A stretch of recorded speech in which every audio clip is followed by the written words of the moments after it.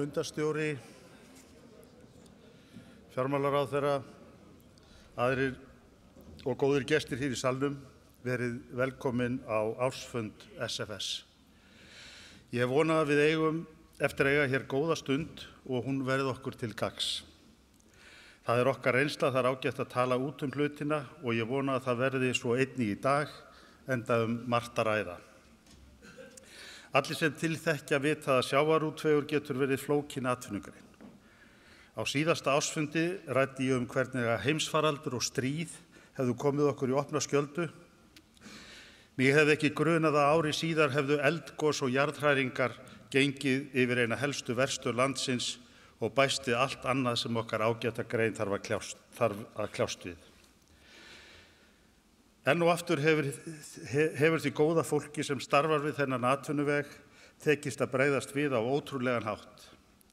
Í allri þeirri óvissu sem að ríkir þau þróttmiklu fyrirtæki og samfélag sem einkennt hefur Grindavík. En því miður þá ríkir mikil óvissa þar, en það ekki annað hægt en að hrósa þeim fyrir æðruleysi og kjark. Það erfitt fyrir okkur að setja okkur í þeirra spor, en gott að finna að allir virðast ákveðnir í að finna lausn. Við eigum mikil samskipti við stjórnvöld varðandi ýmis mál og ýmsu hefur gengið í þeim samskiptum. Við hristum hausinn yfir því undarlega ferðalagi sem að verkefnið Auðlindin okkar var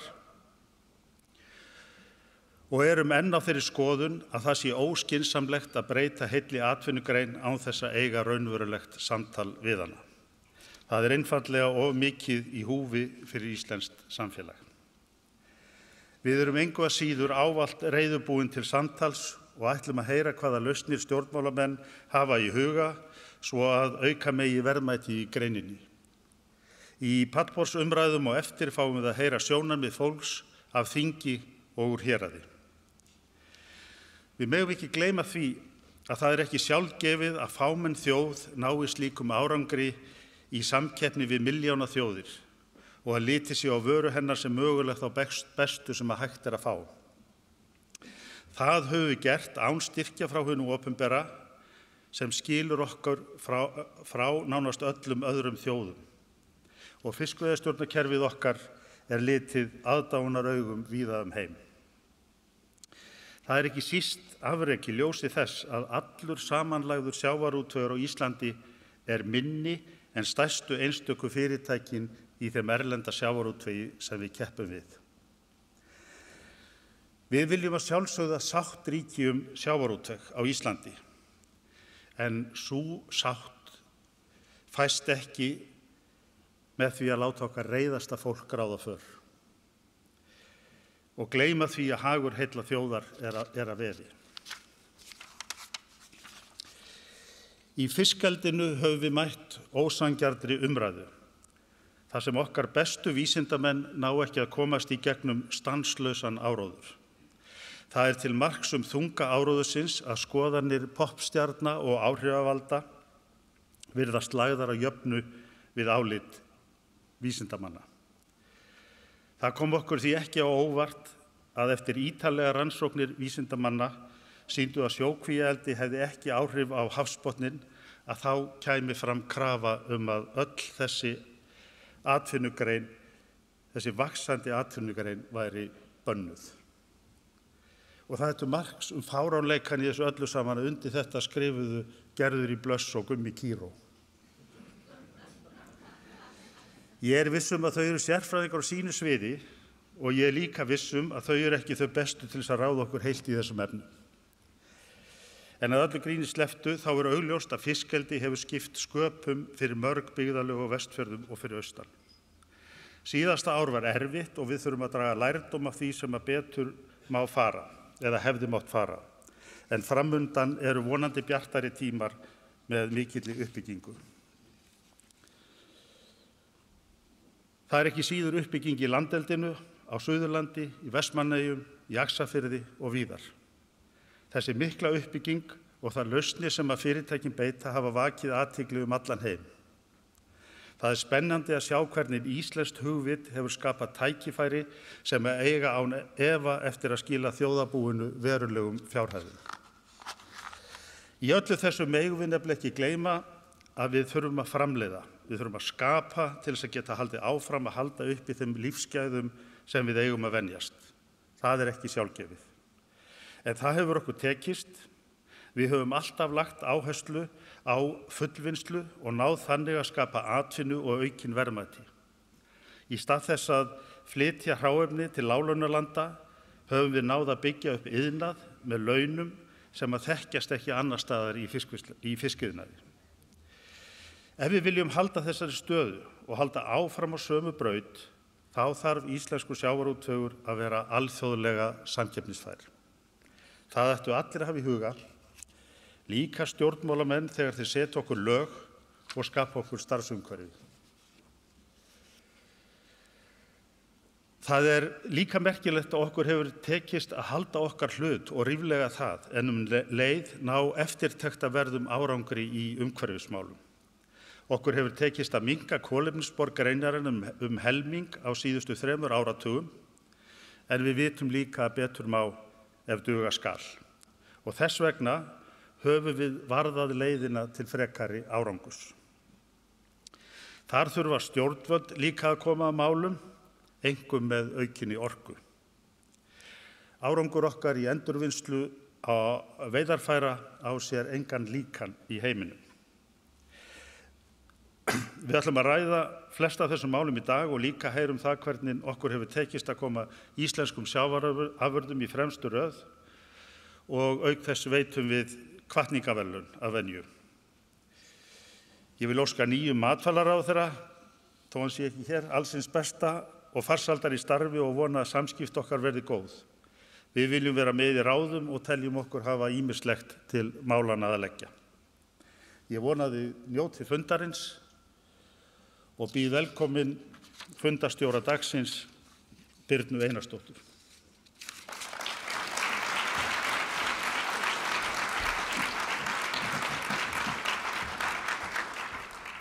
Góðan daginn, góðir fundarmenn og takk Ólafur fyrir þitt upphafserindi hér. Við ætlum að eiga fróðlegan og skemmtilega 2 tíma hérna framundan undir þessari hóværu yfirskrift best í heimi. En spurningamerki fyrir aftan segir eiginlega allt. Það segir okkur að við þurfum stöðugt að vera á vaktinni ef við ætlum að halda áfram að vera í fremstu röð. Hér býður okkur spennandi dagskrá en milli erinda fáum við meistara kokka til að segja okkur hvað það gerir og segja okkur og sýna okkur hvað það sem gerir íslenska fiskinn svona eftirsóttan. En við skulum trekkja þetta í gang og næstur á dagskrá forsætisráðherra Bjarni Benediktsson. Hann stígur ekki hér á svið í dag, heldur sendur okkur kveðju og skilaboðin sín á skjánum. Ástæða þess sú að hann að kveðja kæran félaga Guðmund H. Garðarsson meðan á fundinum stendur.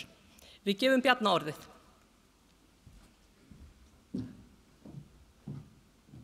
Góðir gestir, mér þykir miður að vera ekki með ykkur í dag nema svona, en til hamingju með daginn. Yfirskriftin í dag, best í heimi, lýsir því vel hversu framarlega íslensku sjávarútvegur stendur. Samkeppnishæfni greinarinnar, staðan í orkumálum, aukin verðmætasköpun, regluverk. Allt eru þetta atriði sem þurfa þó stöðugt að vera efst á baugi og rætt með gagnrýnum hætti. En þegar öll á botni hvolft má færa sannfærandi rök fyrir því að hér séum við sannarlega best í heimi. Víðast hvar einkennir sjávarútvegur af niðurgreiddum og fátæklegum skammtíma reddingum.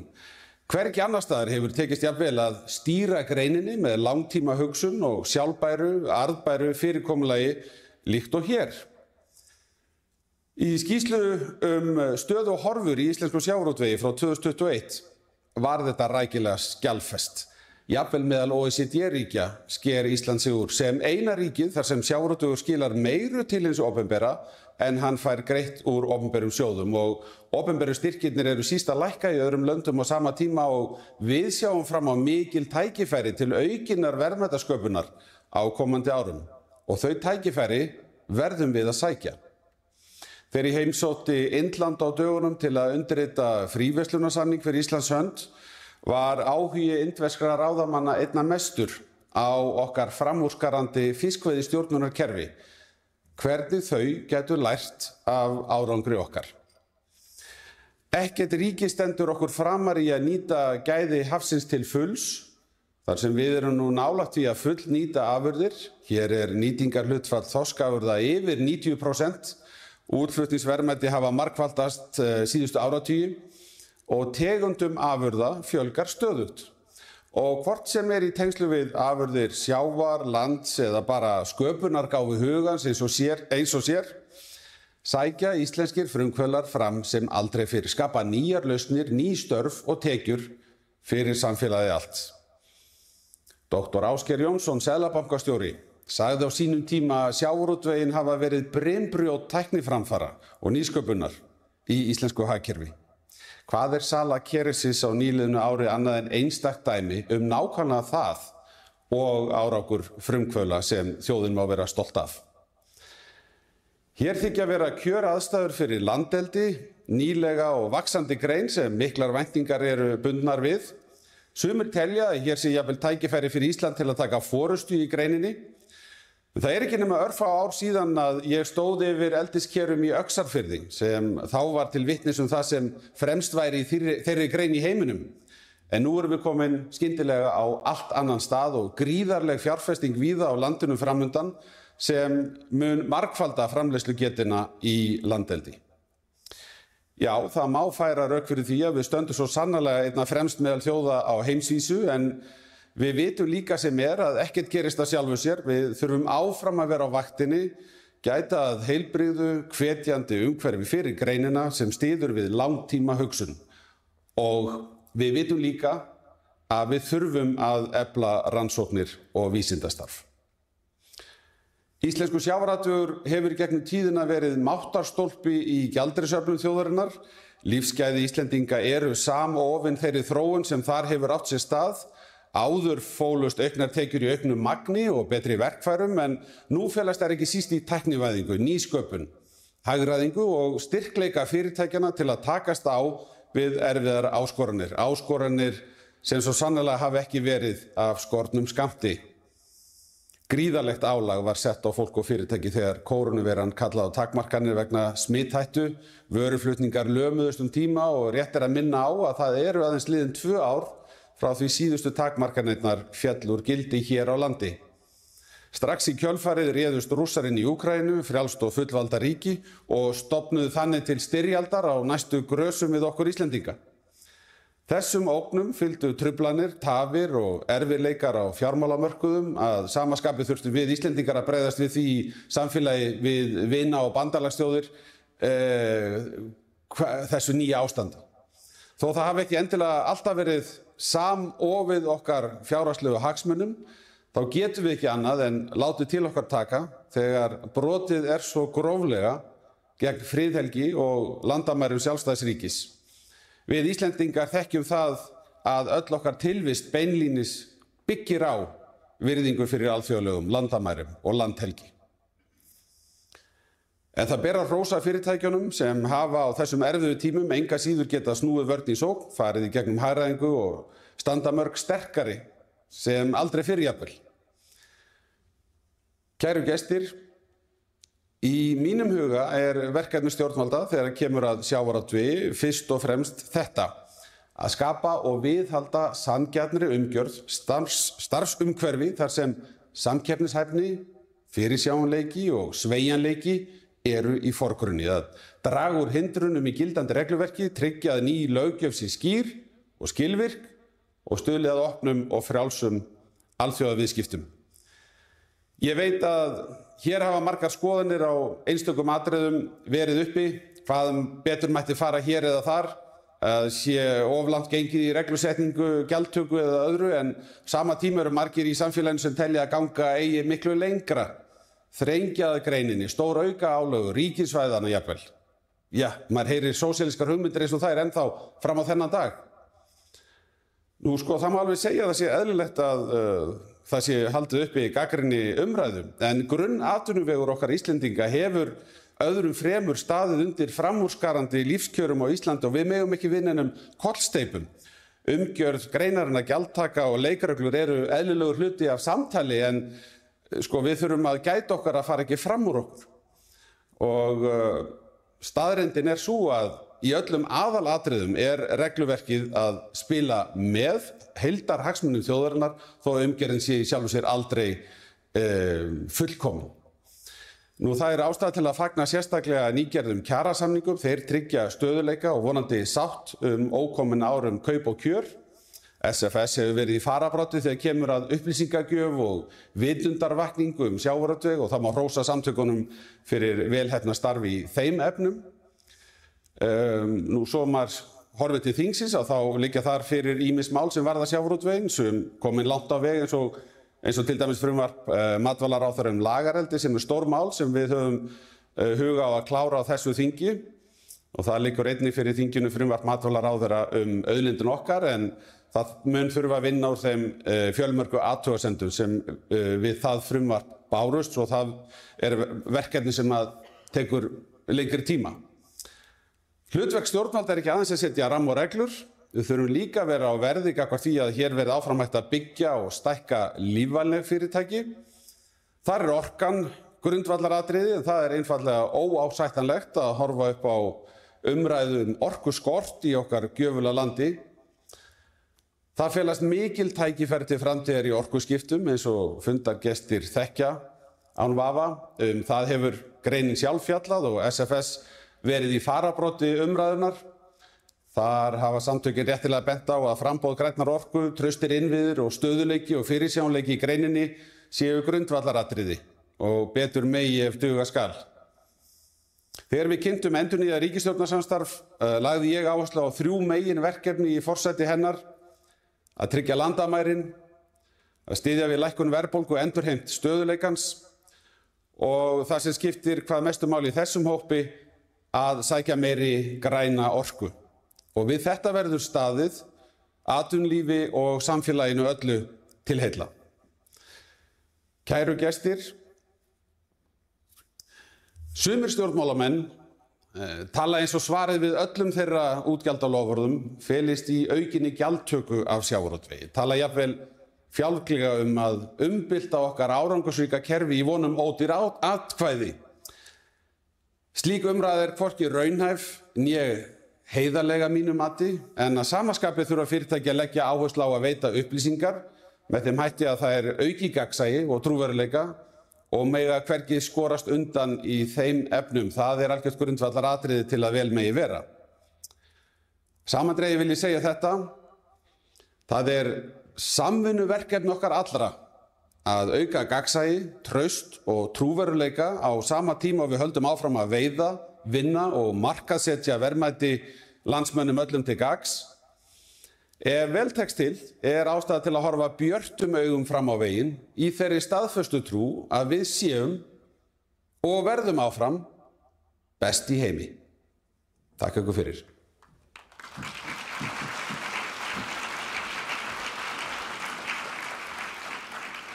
Takk Bjarni fyrir bjartsýnina og skemmtilegt innlegg.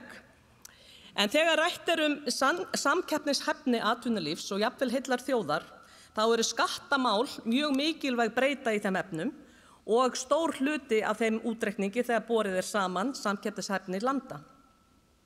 Of mikil skattheimta getur svo sannarlega bitið í skottið á okkur í samkeppnin á erlendum mörkuðum. Í fiskeldi hafa skattamál verið mikið í umræðunni og til að fá alþjóðlegan samanburð og innlegg í þeim efnum munum við nú fá 2 sérfræðinga frá norska fyrirtækinu, ráðgjafafyrirtækinu Menor Economics. Þetta eru þeir Leo Grönfeldt sem er meðeigandi og doktor í hagfræði og ásamt honum er Oddbjörn Grönvík, þetta eru alveg félagarnir frá Grænuhlíð, sem stýrir sjávarútvegsteymunni hjá þeim og hefur bæði starfað í sjávarútvegsráðuneytinu og fjármálaráðuneytinu. Þannig að hér eru reynsluboltar á ferð. Þannig að, hey guys, the floor is yours. And I think it is Leo that will start. Over to you.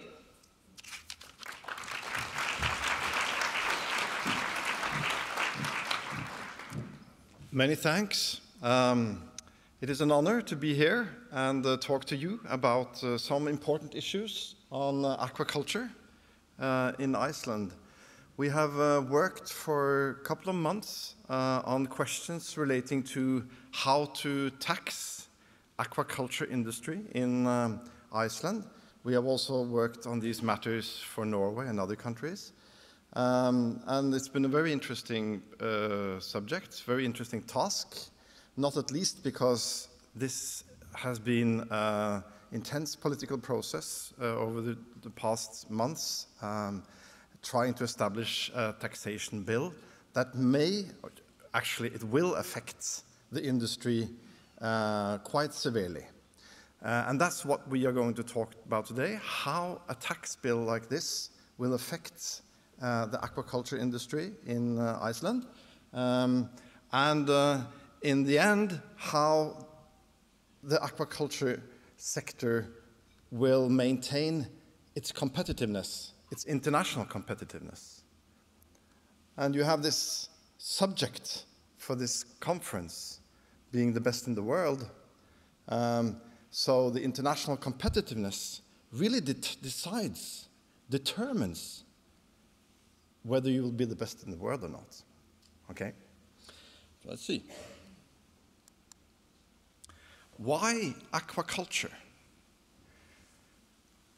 Aquaculture is only one of several sources of food in the world. But fish in general is a highly limited source of food. And as the world evolves, we are in need of more healthy proteins. And to the extent that we are able to produce more marine proteins, healthy proteins, in a sustainable way, this is a key component in how to supply the world with healthy food over the coming decades and centuries. I have put up a slide here showing you the size of the aquaculture industry in Iceland and Norway, showing you that in Norway this is a more mature and a larger industry, although it's not a strongly dominant industry. It's gradually becoming more important, but there are significant limits to how high the growth can be because of biological limitations. And you need to solve these biological limitations step by step in order to make this industry an important industry globally. And you have the same problems in Iceland. Although they are slightly different, you have the same problems because the aquaculture industry in Iceland is an infant industry. You need to grow and you need to innovate to solve your specific problems in these areas. So, there is a bill on the table stating that we need some extraordinary taxation on aquaculture activity in Iceland. It's pretty much the same that we have experienced in Norway and the Faroe Islands. And there are basically three arguments for taxing the aquaculture sector specifically. The first one, which has been a lot of discussions in Norway, is the taxation of a resource rent. And basically, what this is about is that you need, from a society perspective, to pay a rent for the rights of an exclusive use of a natural resource. So it's only you who can use the fjord or the ocean to produce, for instance, salmon. If that is given as a right to you, there is reason from the society perspective that you should actually pay a rent for it. And then there is also a reason to pay taxes in those cases where the public sector provides the producer of aquaculture products services. Services like harbor services, water services, veterinary control, and stuff like that. It's public sector services. Sometimes you pay for them directly, other times you pay for them through the general tax bill. And finally, there is reason to compensate for damage, environmental damage, inflicted by your activity. So this is what economists often talk about when they say polluters have to pay. You want to put a tax on environmentally damaging activity to provide incentives to inflict less harm on the environment. So basically, these are the three arguments for why one should run an extraordinary taxation on aquaculture. So how does this picture look like? And now I'm gonna give you some pain in terms of some numbers. Don't be scared. I will try to make this as simple as possible, okay? A lot of numbers and a lot of different taxes. If we compare the tax system of Norway, Iceland before the proposed tax change, and of the Faroe Islands, you have four different systems. Iceland's current system is to the left, and the proposed system is the second one. The Norwegian is the third one, and the Faroe Islands is the fourth one. And what you see is that regular taxes put on corporate profits are quite similar. It's around 20% of the corporate profits. But in Norway, we add 25% as a special tax on the corporate profits, and we call it the resource rent tax. It's quite new. They suggested 40, it became 25 when the political process was finished. There's also some minimal requirement here. I'm not going to go into that. We also have what we call the harvest or resource fee, which you have decided to implement, already run, but have decided to change a bit on Iceland. And that's basically not a tax on profits, but it's a tax on your revenues, your sales revenues, or the volume of production, okay? So it means that you can actually tax companies, although they don't have profits. You tax them because they have activity, okay? That might imply that you actually tax companies that run with a negative result. So that might be problematic. And the harvest fee is somewhere between 1 and 11% in the suggested tax reform, and this range between 1 and 11% is basically determined by how high the price of salmon is, or actually it's the price of the salmon relative to the costs that you face in producing the salmon. And it's pretty much the same as the Faroe Island case, although the steepness of the step from the lowest rate to the highest tax rate is a bit steeper in the Faroe Island. And then in Iceland, as opposed to Norway and Faroe Islands, you actually have taxes or fees paid for environmental infliction or environmental damage, and some of the services provided by the government, which you actually don't have in Norway. Or you have to a certain degree, but it's very small. So this is basically the difference in the system. In Norway, you pay an extra tax on your profits. In the Faroe Islands and in Iceland, you pay a tax on your activity, but it's adjusted for some costs. Okay. And now I would like to give the word to Oddbjørn, my colleague, who's going to give you an introduction to how these four systems affect the activities and the competitiveness of the industry. Thank you, Leo. So I'll get even a bit more technical, some more numbers and complex graphs, but I'll try to go through them a bit slowly so the message will be fairly easy to follow, I hope. So I'll show you in a few graphs how we evaluate the proposed tax model to work. And this first graph shows the tax rate of the different models for different levels of prices on salmon. So the tax rate is, well, the share of the profits before taxes collected as taxes. So 100% means the government takes all the profits. 0% means the government retains none of the profits. And of course, the model is somewhere between 0 and 100%. Along the x-axis, we have different prices for salmon, and the lines in the chart show the tax rate for the different models. So the blue line is the proposed Icelandic model, the orange line is the current model, the gray line is the Faroese model, and the red line is the Norwegian model.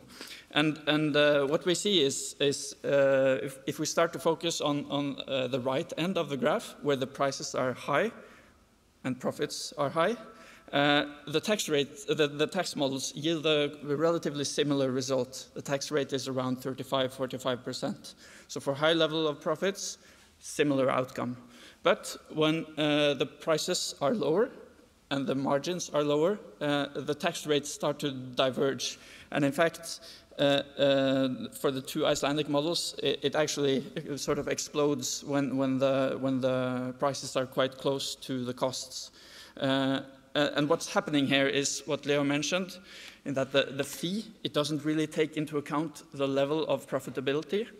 How high is your surplus? It's just a function of the value of your activity. Whereas a Norwegian model, which is based on the surplus, actually is less severe in those cases. So larger variation in low profitability scenarios with the models. Another way to show this is to go from tax rates to profits. Another complex figure, but I'll walk through it slowly again. We have 4 groups of columns here. Each group of column represents one tax model. So first group of column, Icelandic current model. Second group, proposed model.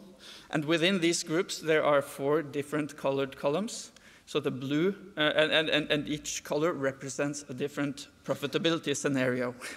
So I hope you all follow so far. And what these show is the net profit after taxes. So the company's profits after taxes. The blue color scheme represents a low profitability scenario.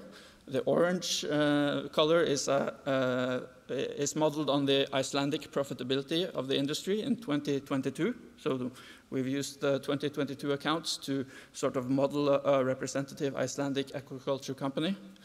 The 2 gray columns are more profitable scenarios. And the light gray is, in fact, a Norwegian typical producer profitability scenario. So again, if we first look at compare the different gray columns, compare the dark gray with the dark gray, and the light gray with the light gray, we see similar outcomes. The models, they yield sort of the same result. But if you look at the lower profitability scenarios, the blue column and the orange column, there's a larger variation between the different models. So again, this is because the fees which you have in Iceland, both the current model, the proposed model, and also on the Faroe Islands, it gives larger distortions in a sense, because it doesn't take into account the level of profitability. So I'll show this one final time. I'll do it very briefly, but this is for 3 different sample firms, because you should expect firms within an industry to have different levels of costs at any given point, both over time and within a year. And what this figure shows is we've modeled 3 sample firms: Firm A, Firm B, and Firm C. Firm A has low production costs and thus higher profits. So the blue column, by the way, is profits before taxes, and the orange, profits after taxes. Firm B has middling costs and thus middling profits, while firm C has low profits and actually in this example runs at a loss. And if you look at if you consider the difference between the blue and the orange column and the size of the orange column, you can see the sort of the relative tax rate. And actually the relative tax rate becomes higher the lower your profits. So the tax, this tax becomes more of a burden when profits are low. And so I've made this point many times now. If you the model gives a bad outcome when profits are quite low. And in fact, this is also the fact that costs can vary between players is supported by the data from the Icelandic industry and the experience from Norway. So it's really an instance you should be wary of when you form your tax system, because really a tax system is not one size fits all, so to speak. Finally, we've also looked at the competitive situation. How can we expect this proposed tax to affect the competitiveness? This table shows some key figures for the Icelandic, the Norwegian, and the Faroese industry. You see some diversion in sales prices, but in a large part you see a big diversion in production costs. So the Icelandic industry is, at this moment in time, less profitable than the Norwegian and the Faroese industry. And you see that in the middle here, the surplus. So this table lists profits per produced kilogram of salmon in euros. The final portion of the chart shows how the tax models will impact the Icelandic producers. And so really the point is that no matter what tax model you use, the situation becomes harder. But the choice of model really matters. So there's a difference in what kind of model you use. And that's really, I think, the main message from our work is that it's very legitimate to require a sort of taxation for the right to use a natural resource when that resource is scarce and has a value to be used. But if the goal is also to allow for building a sustainable industry, which is starting at a low point, you really need to be mindful of what kind of taxation model you use when you introduce such a model. So I think I'll wrap up with on that note, and thanks for your attention.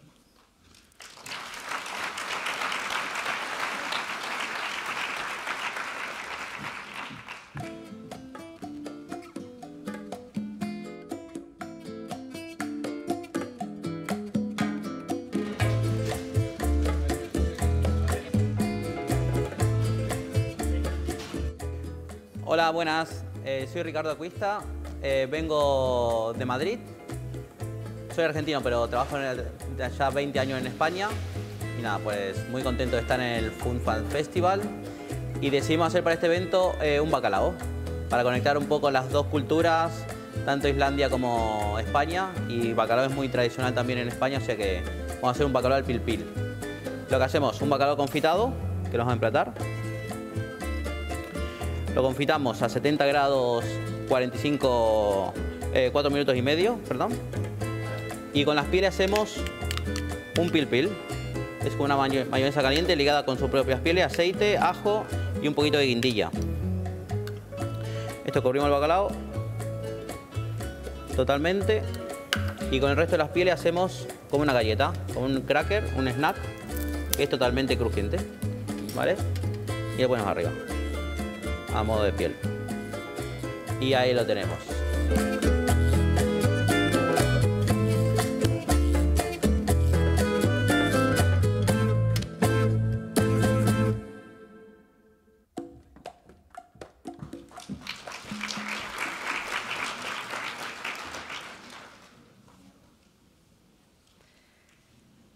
Umræðan olíunotkun vegna orkuskorts hefur ekki farið fram hjá neinum og svíður flestum við slíkar fréttir í landi tækifæra varða græna orku. Næsti fyrirlestur hefur yfirskriftina Orkukerfi, sóun í nafni umhverfisverndar og ég býð á svið Heiðar Guðjónsson sem oftast segir hlutina eins og þær eru. Gjör svo vel.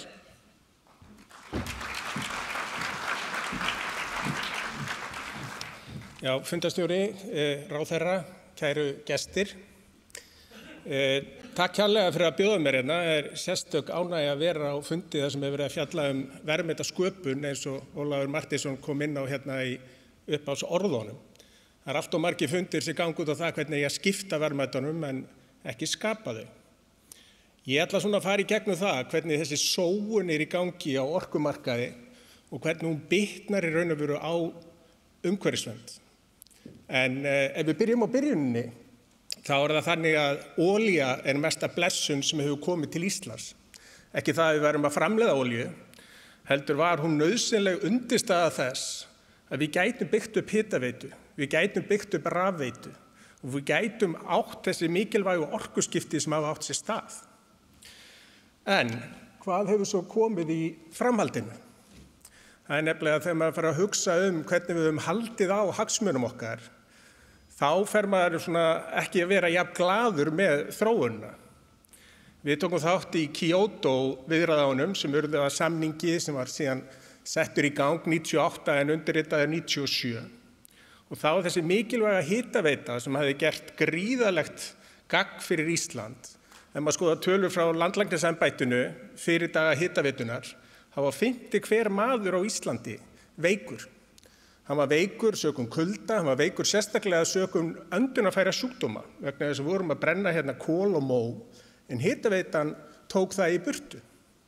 Ef við skoðum síðan hitaveitur út allan heim, hitaveitur og í auknum mæli loftkæling, að halda réttu hitastigi á húsum, það langstærsti orkunotandi heims, notar meira en helming af allri orku heimsins. Það sem kemur þar á eftir eru samgöngur með 30% og rafmagnsframleiðsla 20%. Þannig að við hugsum með okkur, þarna höfum við stigið mikið heillaspor. Við komum inn í samningaviðræður að minnka útblástur. Við keyrum að 85% hreinum orkugjöfum og á þessum tíma var Evrópa sem tók þátt að öllu leyti í Kyoto-samkomulaginu, Evrópusambandið sérstaklega, þeir voru að keyra á 10–15%. En við einhvern veginn sættum okkur við það að við ættum að minnka útblástur okkar jafn mikið og þau. Og við vitum að fara með útblástur úr 10% hreinu upp í kannski 50% hreint langt auðveldara heldur en að fara með útblástur úr 85% hreint og upp í 100%. En svona standa málin. Hérna sést Al Gore, maður sem fekk Nóbelsverðlaun 2007, fekk Óskarsverðlaun líka fyrir An Inconvenient Truth. Hann spáði því að það verið íslaust á Norður Íshafinu sumarið 2013, að norðurpóllinn yrði bara blátt opið haf. En ég get sagt núna að það allt útlit fyrir það að þessi 20 ára gamli spádómur sé þannig að það verið meiri ís í sumar á Norður Íshafinu og Norðurpólnum heldur en þegar hann gaf út spádóminn. Hvað þá að yrði nokkuð tímann íslaust? En það margt skrítið í þessu. Þegar maður byrjaði að lesa sér til þetta og ég man vel þegar þessi samningar voru undirritaðir, þá voru þetta fyrst og fremst iðnuvæddu þjóðir sem skrifuðu undir Kyoto 37 talsins. Þessu var breytt 2015 þegar svona ríki í örari þróun kom inn, Kína og Indland 2015. Í kringu þetta höfum við tekið okkur gríðarlegar skuldbindingar og mér finnst þarna verið að halla réttu máli. Það nefnilega þannig að þegar við skoðum skuldbindingarnar, hvað höfum við lofað að gera, að það kemur skýrsla frá Landsneti í fyrra sem segir að við þurfum að tvöfalda orkuframleiðsluna ef við ætlum að standa við skuldbindingar okkar fram til 2050. Síðan kemur skýrsla Orkustofnunar fyrir ekki alls lengu sem segir nákvæmlega sama hlut. Við þurfum að fara að framleiða hérna úr 20 terawattstundum á ári upp í 40. Aftur að hagsmunagæslu og þessari almennu afneitun sem í gangi það hvar við stöndum og hvar heimurinn Að fyrrverandi umhverfisráðherra sem líka fyrrverandi framkvæmdastjóri Landverndar, hann fór með einhverja sérkennilegustu tillögur sem ég veit inn á fund í Glasgow fyrir rúmum 2 árum síðan á COP26. Þar var sett fram í nafni þjóðarinnar til Sameinuðu þjóðanna 5 sviðsmyndir hvernig við ætlum að ná kolefnishlutleysi. Af þessum 5 sviðsmyndum gengur 3 sem sagt meirihluti út á það að slökkva á stóriðju, hætta að rækta búfénað og við yrðum öll grænmetisætur. Og ég spyr mig þeirra einföldu spurningar, hver bað þetta? Hver sagði að þetta veri raunhæf stefna fyrir Ísland? Í kringum 2013 var ég undirbúa með öðrum fjárfestum að kaupa hlut í HS Veitum. Við fórum í ítrekkaðar svona gaumgæfis eða áræðaleikar kannanir. Við létum skoða hverjar voru líkur á eldgosi og eldsumbrotum, jarðskjálftum og öðru þvíumlíku. Og það var sama við hvern maður talaði að það benti allt til þess að ef eitthvað myndi gerast, þá myndi gerast það sem hefur gerst akkurat núna. Það rétt hjá Svartsengi yrði mikill órói og væntanlegt eldgos. En þessi sami fyrrverandi umhverfisráðherra og sami fyrrverandi framkvæmdastjóri Landverndar, hann skrifa grein þetta sumarið 2013 sem heitir henni við furðulega nafni köllum hlutina réttum nöfnum. Það sem hann segir að þessi hreint yfirvarp að Suðurnesjalína 2 sé til þess að auka öryggi íbúa. Og ef það er að leggja hana, þá er leggja hana segir rafstrengi í jörð. Þannig maður spyr sig, hvernig á okkur að takast upp ef að þeir sem taka ábyrgð og koma fram fyrir okkar hönd halda svona illa á okkar hagsmunum? Vegna þess að við skoðum aðeins stóru myndina. Hvað er að gerast í heiminum? Innan þessa hrings hérna fyrir aftan mig, sem þekur það bil 6,7% jarðarinnar, búa fleiri heldur en utan hans. Það búa meir en 4 milljarðar innan þessa hrings. Árið 2008 fyrir sögubækurnar í heimssögunni vegna þess að það er fyrsta árið sem fleiri byggu í þéttbýli en dreifbýli. Og ef maður skoðar hvaða áhrif hefur það, dreifbýli er minna hagkvæmt með tilliti til orku, með tilliti til innviða, með tilliti til þess að nýta vel ráðvörur og almennt framleiðslu verðmæti. Þannig að þarna breyttist mjög margt. Og það sem meira er í framhaldi af þessu, á árunum 2008 til 2018, þá var heill milljarður manna sem ferðist úr fátækt og upp í miðstétt. Á næstu 12 árum, frá 2018 til 2030, er gert ráð fyrir því að þessu 2 milljarðar manna í viðbót sem færast upp. Er það sorglegt? Er það vont? Ég get ekki séð það. Ef við skoðum norðurslóðir, það sem er haldin hérna ráðstefna í Hörpu alltaf í október, eins og það er skilgreint á Arctic Circle, að þá er það norðan 60.000 gráðu. Á þeim stað búa 4 milljónir manna og það þekur 15% jarðnæðis heims. Þarna var ég að tala 6,7%. Og það eru auðlindir sem við eigum á þessum slóðum eru gríðarlega verðmætar. Það eru oftar en ekki endurnýjanlegar og það er ekkert svæði í heiminum sem skákar okkur í sjálfbærni, í að ganga með ábyrgum hætti auðlindirnar. Þannig að segja sér sjálft, ef við viljum vera í sjálfbærni, þá erum við að gera meira hér og minna annars staðar. Núna í vikunni kom út ný skýrsla á vegum Orku-, loftslags- og umhverfisráðuneytis og þetta er ágæt skýrsla, mjög gott yfirlit. Ef við fara að skoða hvað nefndamenn og hvernig hún er kynnt síðan, þá fær maður að hugsa sér tvisvar vegna þess að þar er verið að hampa sérstaklega sólarorku á Íslandi. Auðvitað er það þannig að þegar nefndin var sett af stað, þá átti hún ekki að fjalla það sem er okkur nærtækast, stórar fallvatnsvirkjanir eða jarðvarmavirkjanir. En það sem er í skýrslunni er í raun og veru einhvers konar niðurstaða að þetta sé ekki sniðug leið. Samt er rætt það að það eigi að setja í lög að öll hús frá og með árinu 2030 verði þannig byggð samkvæmt lögum og reglugerðum að þau geti verið með sólarorku þak eða hluta af sinni byggingu. Til hvers að auka húsnæðiskostnað enn frekar? Það er líka þegar formaðurinn var að kynna skýrsluna, þá sagði hann að sólarorka getur orðið stærsti orkugjafinn í náinni framtíð. Sólarorka í dag framleiðir 4,5% af rafmagni heimsins og ég fór yfir það áðan hvað rafmagn er lítill hluti af orkunotkun heimsins. Og það er engar líkur á því að fyrir 2050, hvað þá 2040 eða 30, að þetta ná eins og í 10%. En jarðefnaeldsneyti, hvort sem okkur líka betur eða verður með yfir 70% af framleiðslu rafmagns og enn stærri hluta af heildar orkunotkun. Ég ætlaði að sýna ykkur hérna í smá samanburð hvaða orkukostur býður upp á hvaða orkuverð.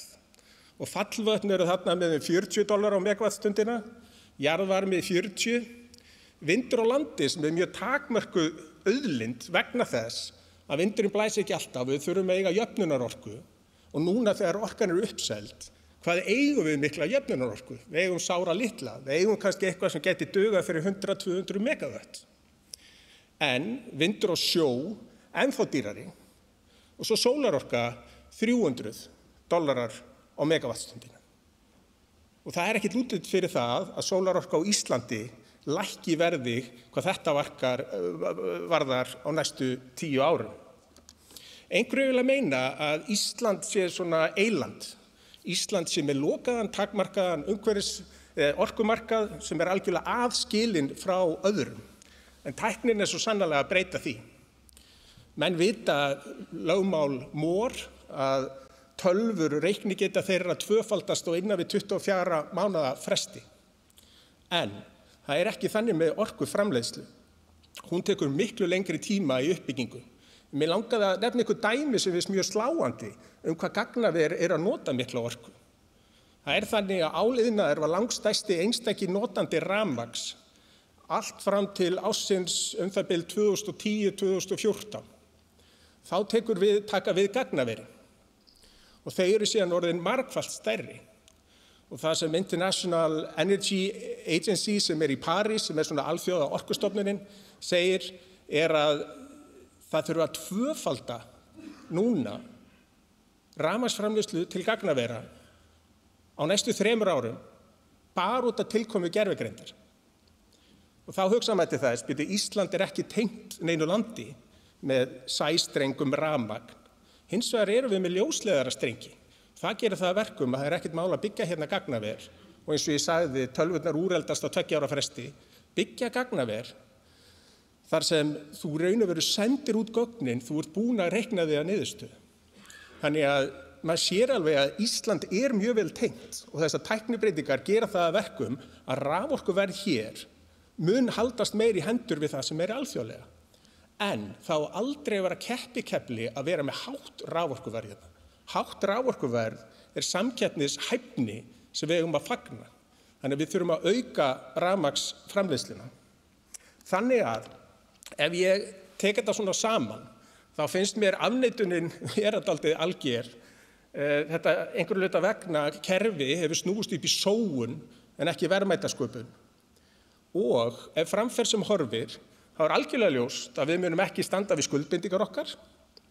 Við munum ekki ná orkuskiptum. Við munum auka eins og við finnum núna í kringum fiskimjölsverksmiðjur notkun jarðefnaeldsneytis bara út af rafmagnsskömmtunum. Það raun og veru öfug orkuskipti í gangi. Og síðan en ekki síst að ef við þurfum að byggja upp mikið af sólarorkuverum og vindorkuverum, þá gerist það að við þurfum að fara að byggja hérna gasorkuver til þess að búa til jöfnunarorku þegar vindurinn blæs ekki eða sólin skín ekki. Þannig að einhver lausn í málinu? Já, svo sannarlega. Lausnin að það búið að flækja svo mikið regluverkið með eilíðar kærufrestum og öðru þvílíku að við getum tekið okkur Evrópusambandi til fyrirbandar í skriffinsku. Ég myndi aldrei segja þetta, en við getum gert það. Þeir eru með 2 ára hámarkstíma á útgáfu leyfis til virkjanaframkvæmda eða orkuframkvæmda. En ef við myndum gera þetta, þá getum við hleypt á stokkunum fullt af hagkvæmum verkefnum. Og það ekki vindorku út á sjó, það ekki sjávarfallavirkjanir, það svo sannarlega ekki sólarvirkjanir. Það fyrst og fremst smávirkjanir í fallvötnum, stærri virkjanir í fallvötnum og jarðvarmavirkjanir. En sem betur fyrir þá höfum við þetta í hendi okkar. Það enginn sem búin að búa til þetta regluverk nema við og okkur frjálst að breyta því þannig að við raunverulega framleiðum græna orku, það sem hún á að vera framleidd á ábyrgan og skilvirkan hátt. Takk.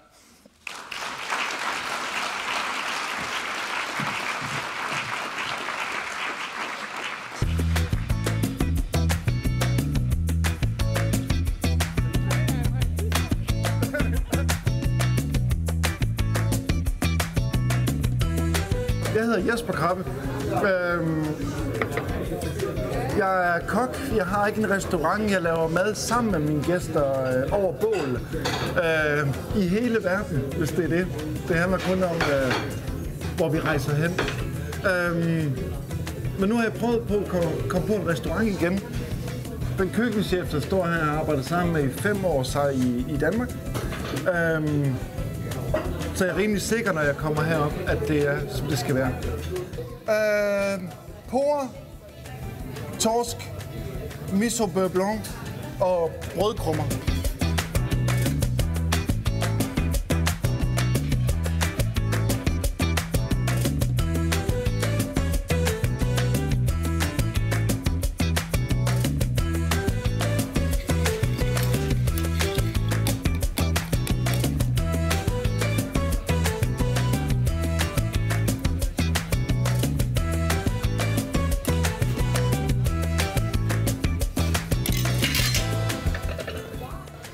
Here you go.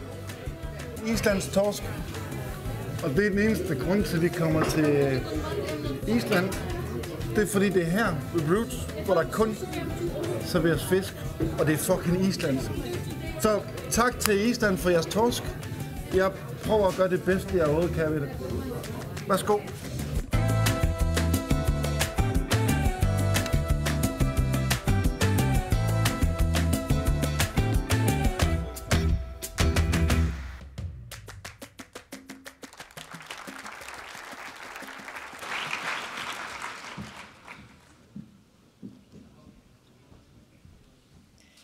Værsgo, sagði hann. En það er árlegur viðburður að samtök fyrirtækja í sjávarútvegi veitir svokölluð hvatningarverðlaun. Að þessu sinni er það Blái herinn sem leggur áherslu á baráttuna við plastmengun í hafinu sem hlýtur þessi viðurkenningu. Það er ekki eingöngu heiðurinn sem þeir fá með þessari viðurkenningu, henni fylgir líka 1 milljón króna. Gefum Bláa hernum gott klapp.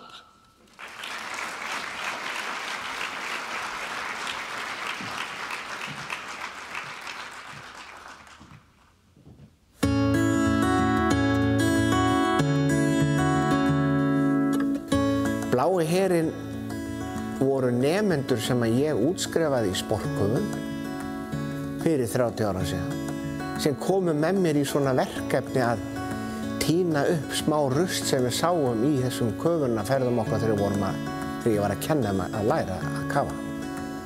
Og svo bauð ég þeim upp á námskeið númer 2 að koma og tína upp smá rusl með mér í höfnunum og svona hér og þar sögðu með sjó. Og þannig varð Blái herinn til. Þau kölluðu sig Bláa herinn, nemendurnir mínir, og sögðust vera hermenn hafsins. Ég er að taka á móti 40-50 hópum á ári. Það eru fyrirtæki, það eru skólahópar, það eru íþróttafélög og ég bara er að búa til viðburði til þess að ganga í náttúrunni og þrífa. Það er bæði fjörur og opin svæði, það skiptir engu máli.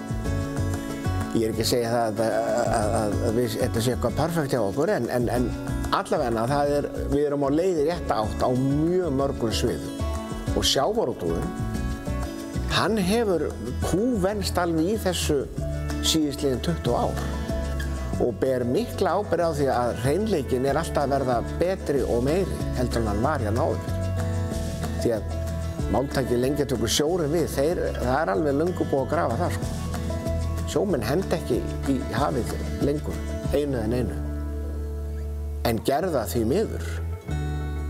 Og ég var einmitt að vinna í verkefni 2022 að flokka það sem við hreinsuðum á Reykjanesinu til þess að geta sagt bara konkrétt hvaðan þetta væri að koma. Og ég komst nú bara að mjög merkilegum hlutum að við Íslendingar, við eigum nú ekki nema kannski 20-25% af því sem er í fjörunum okkar, af plastinu. Hitt kemur erlendis frá. Það geta allir lagt sitt af mörkum því að þetta á að vera gaman að hafa hlutina í lagi og Ísland sem er nú auglýst út allan heim sem hreint land, það á bara standa undir nafni og hafa þetta í lagi. Það er þetta hringrásarhagkerfi sem svínvirkar. Það eru fyrirtæki eins og Fisk Seafood. Þeir sjá bara það að Skagafjörður sé tandur einn. Svona vil ég sjá fleiri útgerðarfyrirtæki taka bara landsvæði í fóstur og efla samfélagi nærminn þar og fá það með sér í að þrífa og síðan vinnum við úr hinu. Það er að búa til alls konar hluti úr því ráefni sem fellur til. Þetta er ekki bara beint í brennarann eitthvað starf út í Svíþjóð. Við getum gert aðra hluti og Hampiðan til dæmis sem einn af mínum styrktaraðilum. Þeir flytja út mikið af fiskinetum í samstarfi við SFS sem verður að auka afurð annar staðar. Ég er gríðarlega stoltur af því að fá að vinna með sjávarútveginum í því að gera betur vegna þess að það er alltaf verið að reyna að klína, það er alltaf verið að reyna að finna einhverja sökudólga alls staðar. Ég get bara horft í spegil, ég er líka sökudólgur. Ég hef átt að byrja fyrir 50 ára síðan og ég held að þessi hvatningaverðlaun verði mér gríðarlegt innspýtingarskot í það að fá fleiri með mér í lið. Ég er mjög stoltur af því að fá þessi verðlaun.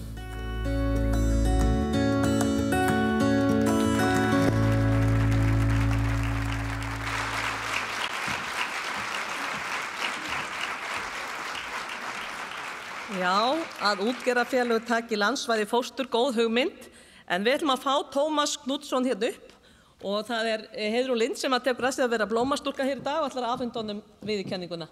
Til hamingju.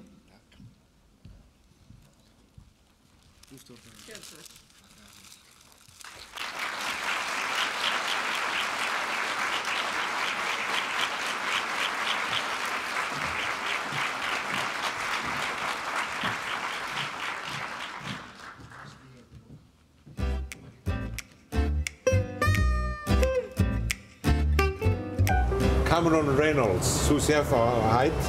So we're going to start by frying our cod with a little bit of vegetable oil. Yes. To get a nice color here, basically. So now our cod is starting to get nice and golden all over. Yeah. We're just going to flip it in the pan now. Yes. And we're going to leave it here to rest for maybe 30 seconds to 1 minute. Okay. To let the residual heat cook through. Yeah. And then we're going to start to plate over here on the pan. You plate it? Yes. Fantastic. All right. Start to come up with the garnish. So you put the dressing on top of it? So yeah, so here we have our lemon dressing on top of the cod, dressed beautifully and nicely.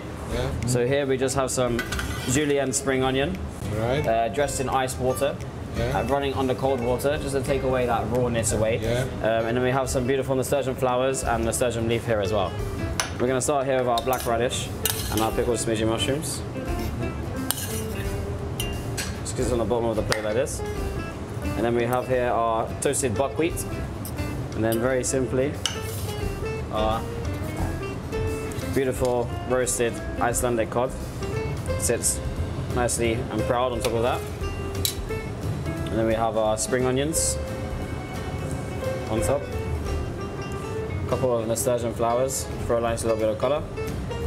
So that's all that goes on the plate like this. We just simply pour our dashi like this. Voila. Very simple, very beautiful, very clean Icelandic cod. Fantastic dish. Congratulations. Thank you very much. I hope you enjoy.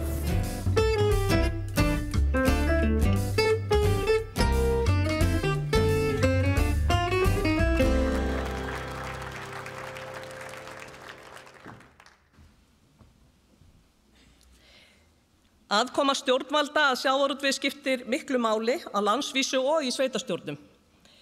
Við höfum oft á þessum fundum hort öfundaraugu til Norðmanna þar sem dæmi að ráðherrar stígur á stokk og talar af eldmóð háleit vaxtamarkmið geirans. Nú komið að okkar fólki að ræða af eldmóð verðmætasköpun í sjávarútvegi og hingað eru þau mætt Sigurður Ingi Jóhannsson, fjármálaráðherra og formaður Framsóknarflokksins, Kristrún Frostadóttir, formaður Samfylkingarinnar og af sveitarstjórnarstiginu Elliði Vignisson, bæjarstjóri Ölfusar og Ásthildur Sturludóttur, bæjarstjóri á Akureyri. Til að stjórna umræðunum höfum við fengið Snorra Másson, og eins og kom fram í nýlegu hlaðvarpi og þá ég bara kona, þannig ég dreg mig í hlé og fer bara að stofna kaffihús, Snorri. Takk alveg. Gjörið svo vel.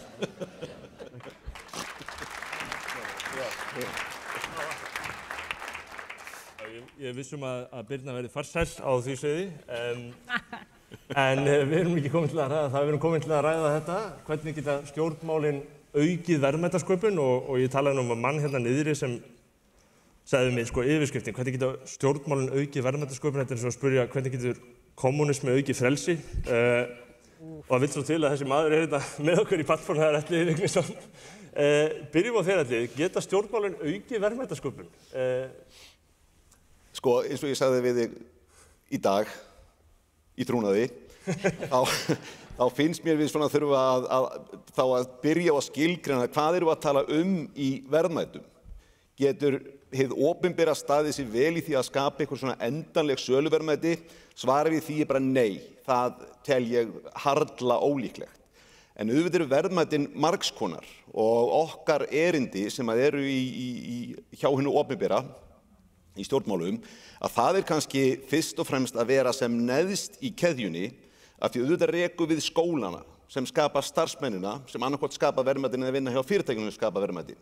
Auðvitað rekum við heilbrigðisþjónustuna á sinnum vegakerfinu og allt þetta getur við gert vel, betur, já, en svo náttúrulega kannski okkar stærsta hlutverk að þvælast minna fyrir þegar við erum búin að skila af okkur þessum grunni og reyna þá frekar að stóla á einkaframtakið í því. Og það var svona það sem ég meinti með kommunismannum og frelsinu. Takk fyrir að gera grein fyrir þessu. Þannig að Sigurður Ingi, þú varst að taka við fjármálaráðuneytinu og það eru auðvitað þar sem að menn eru að hugsa peninga. Hvernig sérð þú þennan málaflokk, bara svona við að koma þetta inn? Ég meina, það eru margar leiðir til að auka verðmætasköpun í sjávarútvegi, hvort sem, ég meina, menn eru kannski ekki að fara að veiða neitt ýkja mikið meira, en þá þyrfti allavega að sjávarrannsóknir sem ég vissum að eru ríkisútgjöld sem allir hægri menn í salnum eru fylgjandi. Hvernig sér þú þetta, svona við að koma þarna inn? Sko, fyrst vil ég segja bara takk fyrir boðið. Ég var held ég á fyrsta ársfundi SFS, þá sem sjávarútvegsráðherra og var þá að tala upp greinina og segja hvernig var hægt að sækja fram og hvað væri að gera. Sko, það nokkuð augljóst að það þurfa að vera leikreglur. Þær þurfa að vera svolítið alþjóðlegar, eða ekkert svolítið, þær þurfa að vera með samsvörun til alþjóðlegra leikregluna. Þetta alþjóðlegur samkeppnisiðnaður og við þurfum að búa til umgjörð þetta til þess að fyrirtæki geta vaxið, að það komi upp fólk og allt það. En kannski númer 1, 2 og 3, hvað getum við gert? Það held ég fyrirsjáanleiki og fyrirsjáanleiki. Það held ég mikilvægasta það sem við getum gert stjórnvöld. Við getum síðan líka haft frumkvæði af því með fyrirtækjunum að segja hvernig ætlum við, og ég hef til dæmis verið með þá löngun til þess að bara setjast með sjávarútveginum á Íslandi og segja hvernig nú ætlum við að taka ákvörðun. Að árið 2030 séum við búin að þrefalda virði sjávarútvegs á Íslandi. Hann 350 milljarðar án fiskeldisins sem einhverjir 50 eða var sem 23. Við erum einhver að spá að þetta verði jafn stórt 2030, sem gríðarlega öflugt og mikilvægir þættir í íslensku efnahagslífi. En hvernig getum við ákveðið að núverandi sjávarútvegur verði 2,5–3 þrefalt verðmætari? Getur sjávarútvegurinn gert það einn? Eða þarf að koma að hið opinbera með einhverjum hætti, hjálpa til við markaðssetningur og ósammála elliða. Við getum búið til heimildir til þess að nýta íslenskt merki. Við vorum á þeirri vegferð fyrir nokkrum árum, fórum ekki alla leið. Þannig að þetta svona hluti af því. Og síðan til dæmis að geta staðist allar þessar alþjóðlegu kröfur hreinleika, sjálfbærni og eitthvað slíkt sem hefur hingað til hjálpað okkur og ykkur að geta selt fiskinn á 20–30% hærra verði heldur en norskan, svo dæmis er tekið. Kristfjörður Þórsdóttir, nú eru þið að mælast með töluvert fylgi í könnunum og ég hugsa að mörgum hér þykir ekki óforvitnilegt að vita hvernig, þú segir þessi sömu atriði að Sigurður hefur verið að nefna því að það náttúrulega hefur lengi verið talað þessa sátt og mér finnst eins og Ólafur hefði hérna verið að tala að þá þurfi stjórnmálin að hæða sig með ákveðnum hætti og þú segir að þá þarf sjávarútvegurinn að hæða sig með ákveðnum hætti. Það virðist þurfa einhvern sáttamiðlar þarna á milli, ég veit ekki hver það á að vera, en sko, telurðu raunhæft að ef að þið bjóðið upp á einhvern fyrirsjáanleika að þá að ná einhvers konar langtíma sjónarmiðum niður á blað í samstarfi við greinina til þess að í raun og veru, já, ég meina að því að ykkar hugmyndir eru að auka gjaldtöku. Já, en það skiptir máli hvernig það gert og til þess að tryggja fyrirsjáanleika þá skiptir máli hver aðdragandinn og ég held að, ég tek bara fullu leyti undir með fjármálaráðherra hvað það varðar að grundvöllur auðvitað áframhaldandi verðmætasköpunar í sjávarútvegi ekki að vera með það hangandi yfir sér stöðugt milli kjörtímabila í aðdragandi hverra kosninga í hvaða átt kerfið eiga að fara. En ég held að þá þurfi fólk líka bara að vera raunsætt hvað þarf til þess að þjóðin sé sátt við það sé ekki farið í stórkostlegar breytingar og hvað þarf að koma á móti. Vegna þess að það fæst ekki eitthvað fyrir ekki neitt. Og við höfum nú bara nýlega í þarsíðustu viku lagt fram svona okkar hugmyndir á borði varðandi næstu 2 kjörtímabil þar sem við viljum fókusa fyrst og fremst á veiðigjöldin. Og sko af því að ég hjó eftir því að hér hefur verið talað sko samanburð við Noreg og hér er verið að tala verðmætasköpunina án þátttöku hins opinbera. Vissulega staðan miklu betri hér en í Noregi varðandi kerfið, en hvaðan kom kerfið? Og af hverju staðan góð? Það vegna þess að það var tekin pólitísk ákvörðun að skapa ramma sem haldið utan af ríkinu til þess að gera greininni kleift líka að sækja fram. Og það enginn að gera lítið úr atorku þeirra sem vinna í þessari atvinnugreinu og hafa gert þetta mjög vel. En við vitum líka hver staða sjávarútvegs var á sínum tíma fyrir tilkomu kvótakerfisins. Og þess vegna finnst mér stundum svolítið naív ef ég leyfi mig bara að gerast það djörf að segja að aðkoma hins opinbera hafi ekkert að gera með verðmætasköpun. En þá þurfum við líka að vera sanngjörn í umræðunni hvað það hefur kostað að búa til þennan ramma sem hægt að byggja verðmætasköpunina á, hvað það þýðir að búa til ramman, greininni var lokað, það myndast ákveðin renta inn í því, það full meðvitund það. Og ef þú talar til dæmis við Norðmenn í öðrum auðlindagreinum, þá segja þeir bara, hvort sem þú talar við verkalýðshreyfingu eða samtök atvinnurekenda þar, að fólk veit að það auðlindarentan til staðar í greinunum og síðan þarf bara að ná sátt það hvernig henni skipt með réttlátum hætti. Þannig að ég myndi gjarna vilja sjá að við kæmumst á þeim stað við töluðum þessa konkrét þætti, að við séum stolt af kerfinu, við séum stolt af greininni og við tökumst þá á upphæðir frekar en nákvæmlega eða þarf að segja stórkostlegt kerfisuppbrot sem skapar þessa hræðslu í kerfinu. Þú vilt taka meira út úr greininni, þegar ef við verðum að tala 10 milljarðar núna, hvað værum við að tala í fyrirmyndaríkinu? Sko, það þarf auðvitað, í fyrirmyndaríki þá þarfstu auðvitað að skapa forsendur til þess að sé hægt að ná fjármagni út úr greininni. En ég held að það viti það allir hér inni að það svigrúm til þess að greiða hærri veiðigjöld. Það hefur verið rætt að auðlindarentan sé á bilinu 50-60 milljarðar. Það enginn að tala að fara upp í 50 milljarðar á næsta kjörtímabili. En við erum að tala það, getum við komist á 10 ára tímabili, nær 20 milljörðum? Getum við skapað einhver skipti til þess að við losnum við þessa hræðslu eftir hverjar einustu kosningar að það verði stórkostlega kerfisbreytingar. Það hefur þurft ákveðið kjark hjá mér að vera tilbúin að leggja spilin fram með þessu leyti. En mér finnst bara skipta máli að við færumst eitthvað áfram í þessari atvinnugrein vegna þess að mér finnst líka sorglegt og leiðilegt að þessi stóra og sterka atvinnugrein hjá okkur sem að við erum að standa okkur ofboðslega vel í fái alltaf þetta neikvæða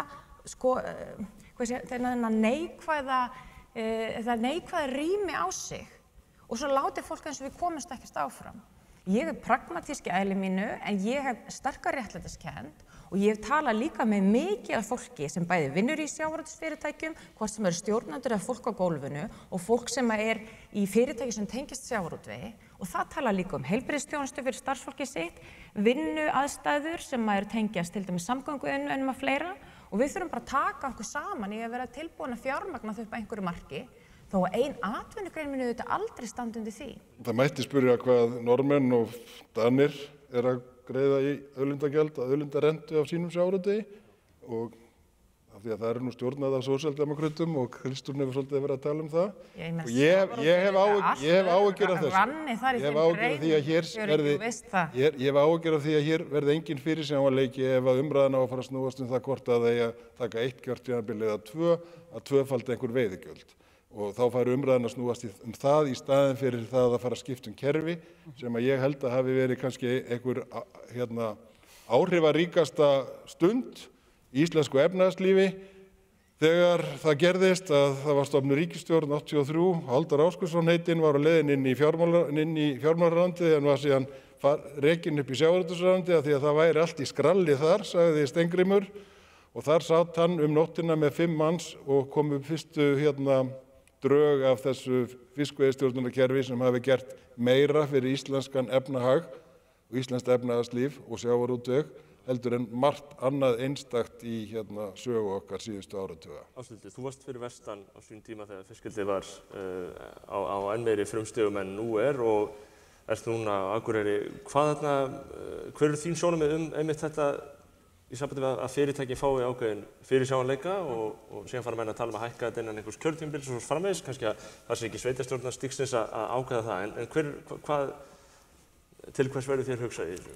Já, ég hugsa náttúrulega bara til þessa fyrirsjáanleika og þess að eins og var lýst hérna áðan að fiskeldi nú bara til dæmis á algjöru frumstigi í okkar samfélagi og ég held að við þurfum að gefa því smá svigrúm til þess að vaxa og ná þeim slagkraftir sem það þarf að ná og leyfa því að einhvern veginn að hrista af sér ungdómsárin þar með. En að því að þið voruð að ræða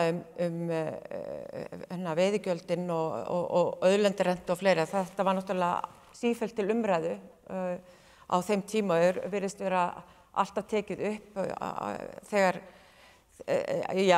nálgast kosningar og þá þarf að ræða það og við mögum ekki gleyma því að samfélögin eru ekki síður að bera skarðan hlut frá borði þegar skattheimta ríkisins verður meiri, þá minna sem verður eftir í samfélagunum. Og það náttúrulega gríðarlega öflug samfélag allt í kringum landið, öll sjávarútvegs samfélagin allt í kringum landin eru gríðarlega öflug vegna þess að við erum með öflug fyrirtæki og við náum að byggja upp og gera lífvænleg og góð samfélag þar sem við getum rekið góða skóla, góða leikskóla, byggt upp almennilega innviði og svo framvegis og það algjörlega vegna þess að við erum með öflug fyrirtæki sem starfa í þessum samfélagum og það gríðarlega mikil breyting sem hefur orðið á samfélagunum fyrir vestan til dæmis og mér langar alveg að nefna það sérstaklega því að þegar ég flutti vestur á Patreksfjörð árið 2010 þá bjuggu þar 850 manns í Vesturbyggð og það nú reyndar nýtt sameiginlega sveitarfélag sem verður kosið í á morgun en ef ég man rétt þá eru í gömlu Vesturbyggð það bil 1200 íbúar og það töluverð fjölgun á ekki lengri tíma. Fasteignaverð var eitt það lægsta á landinu á þessum tíma. Það var bara lægra á Raufarhöfn og ég keypti mér hús á 17 milljónir og það metið á 77 í dag. Wow. Þannig að þið getið bara rétt ímyndað ykkur hvaða breytingar hafa orðið á þessum samfélögum sem voru deyjandi og það var bara þannig. Þau voru deyjandi en þetta breytti algjörlega leiknum og þarna eru komin fyrirtæki sem eru öflug og skipta máli ekki bara í litlum samfélögum heldur líka í hagkerfum landsins. Þetta mjög breytt viðfangsefni þar að segja hvernig stjórnvöld og stjórnmál geta aukið verðmætasköpun eða staðið vegi fyrir henni eftir atvikum og elliði fyrir með verkefni á eitthvað svæði í landeldi sem fara á 400 milljarða í fjárfestingum og Heiðar væri að tala um orkumál og ég veit að þeir eru orkumálin hugleikinn. Hvers konar ábyrgð ber Sjálfstæðisflokkurinn á þessu öllu saman að menn hafi ekki getað komið sér saman að gera það breytingar sem nauðsynlegar ef mönnum alvara með að fara í virkjanir. Skömm að þessu? Já, ég nú svo heppinn að vera ekki í stjórnmálum, ég ráðinn embættismaður og kannski erfitt með að svara svara þessu beint. Við getum verið þar við Elliði.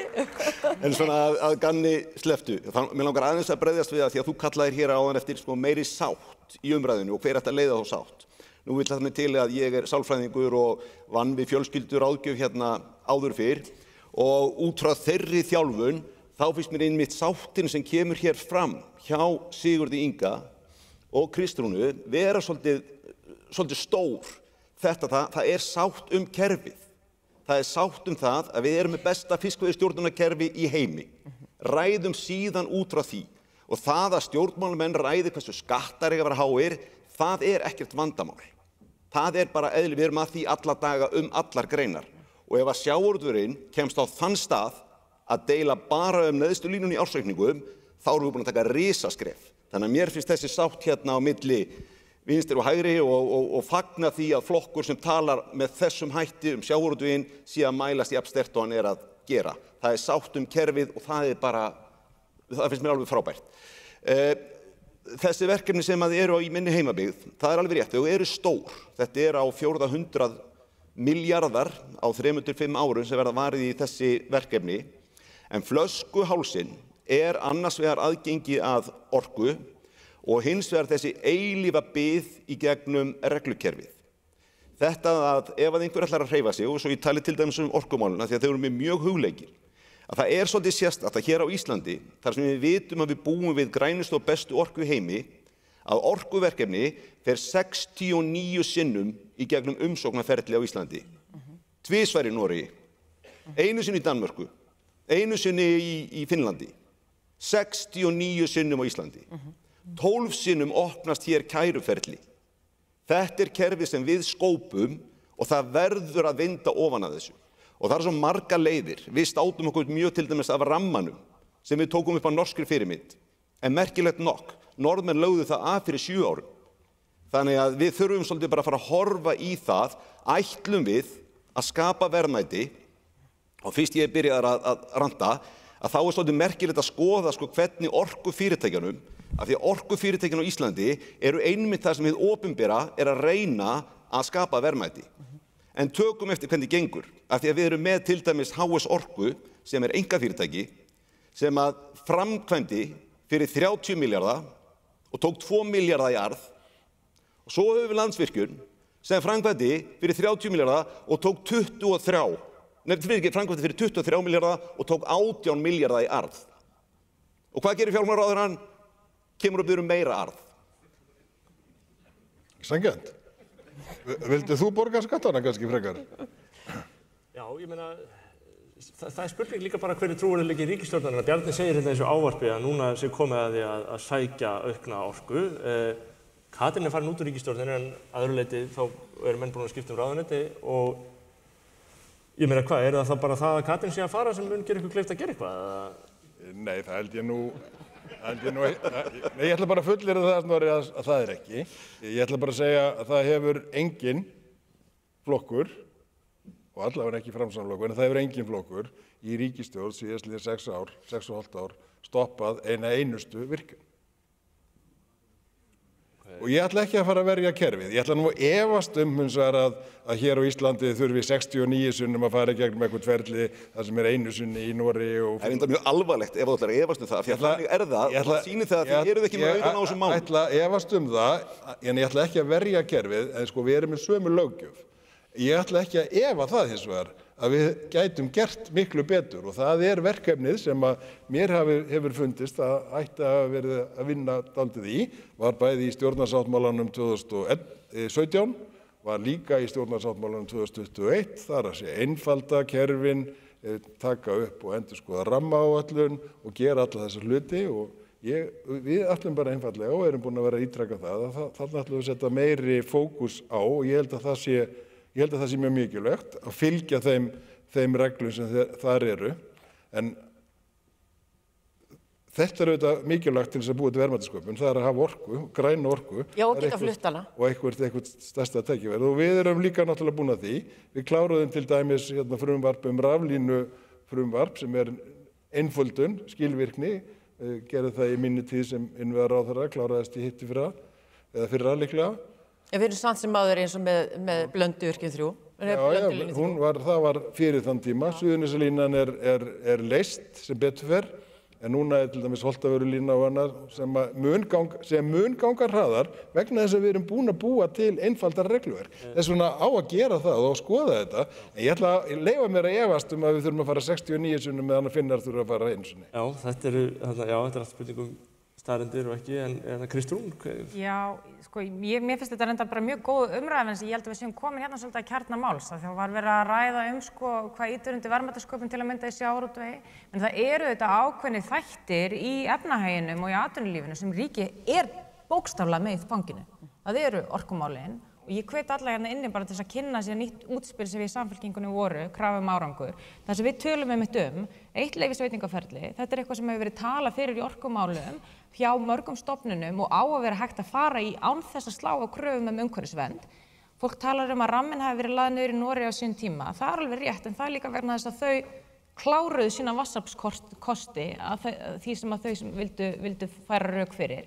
En gott og vel, það veit að margir að vandinn ramminn var ekki. Samþykktir eru ofboðslega mörg ár og núna setja mörg verkefni eftir föst á framkvæmdaliðinu og það er hægt að bæta þar til. Samgöngumálum, talandi flutninga á fiski og þess áttar. Við höfum langt undir í fjárfestingu í samgöngumálum á Íslandi og síðan þegar kemur almennt bara atvinnustofn í landinu. Þannig að það eru fullt af hluta sem stjórnvöld geta gert án þess að krukka alltaf beint í atvinnugreinum. En ég kem bara aftur að því sem sagði í upphafi.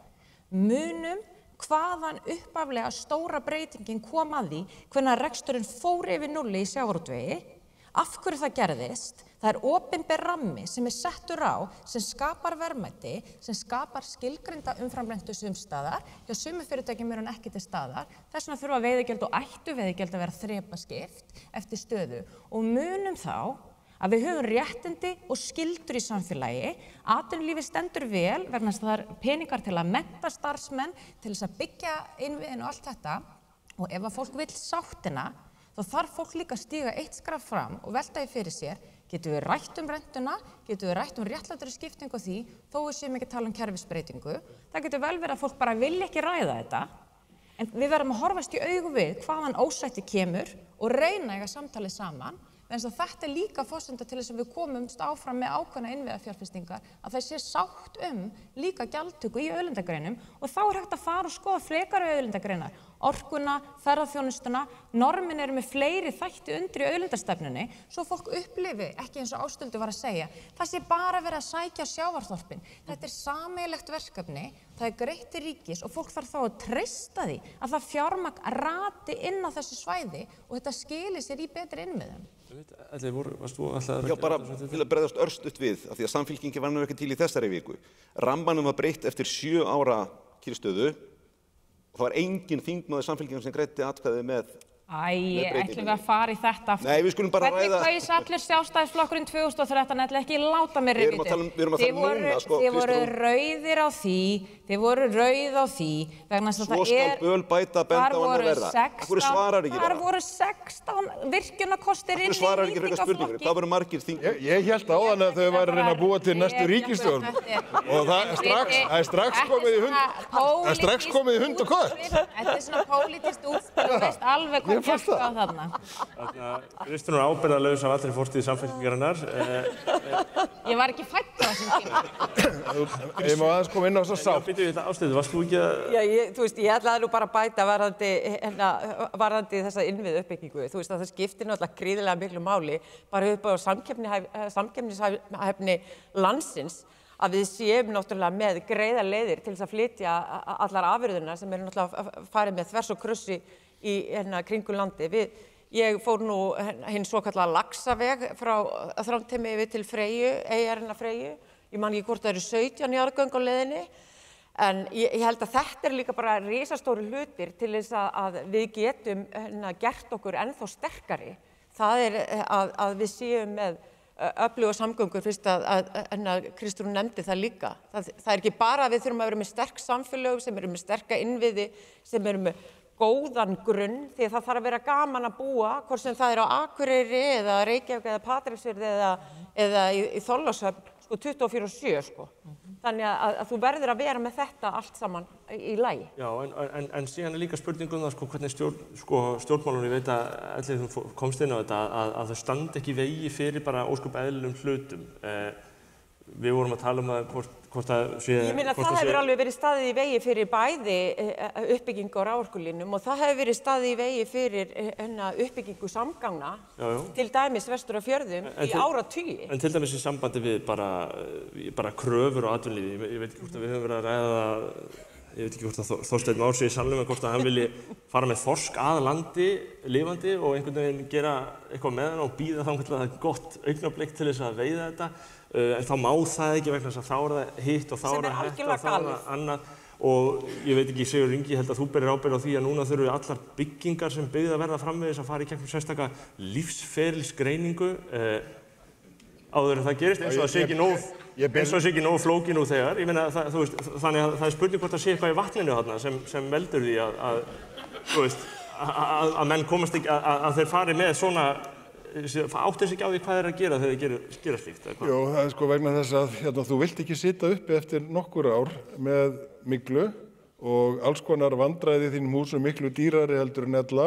Þú vilt ekki sitja uppi með það að kolefnismengunin af þeim húsum sem þú ert að byggja í dag séu slíkar hörmungar að þú verður að fara að takast á við það eftir 20-30 ár.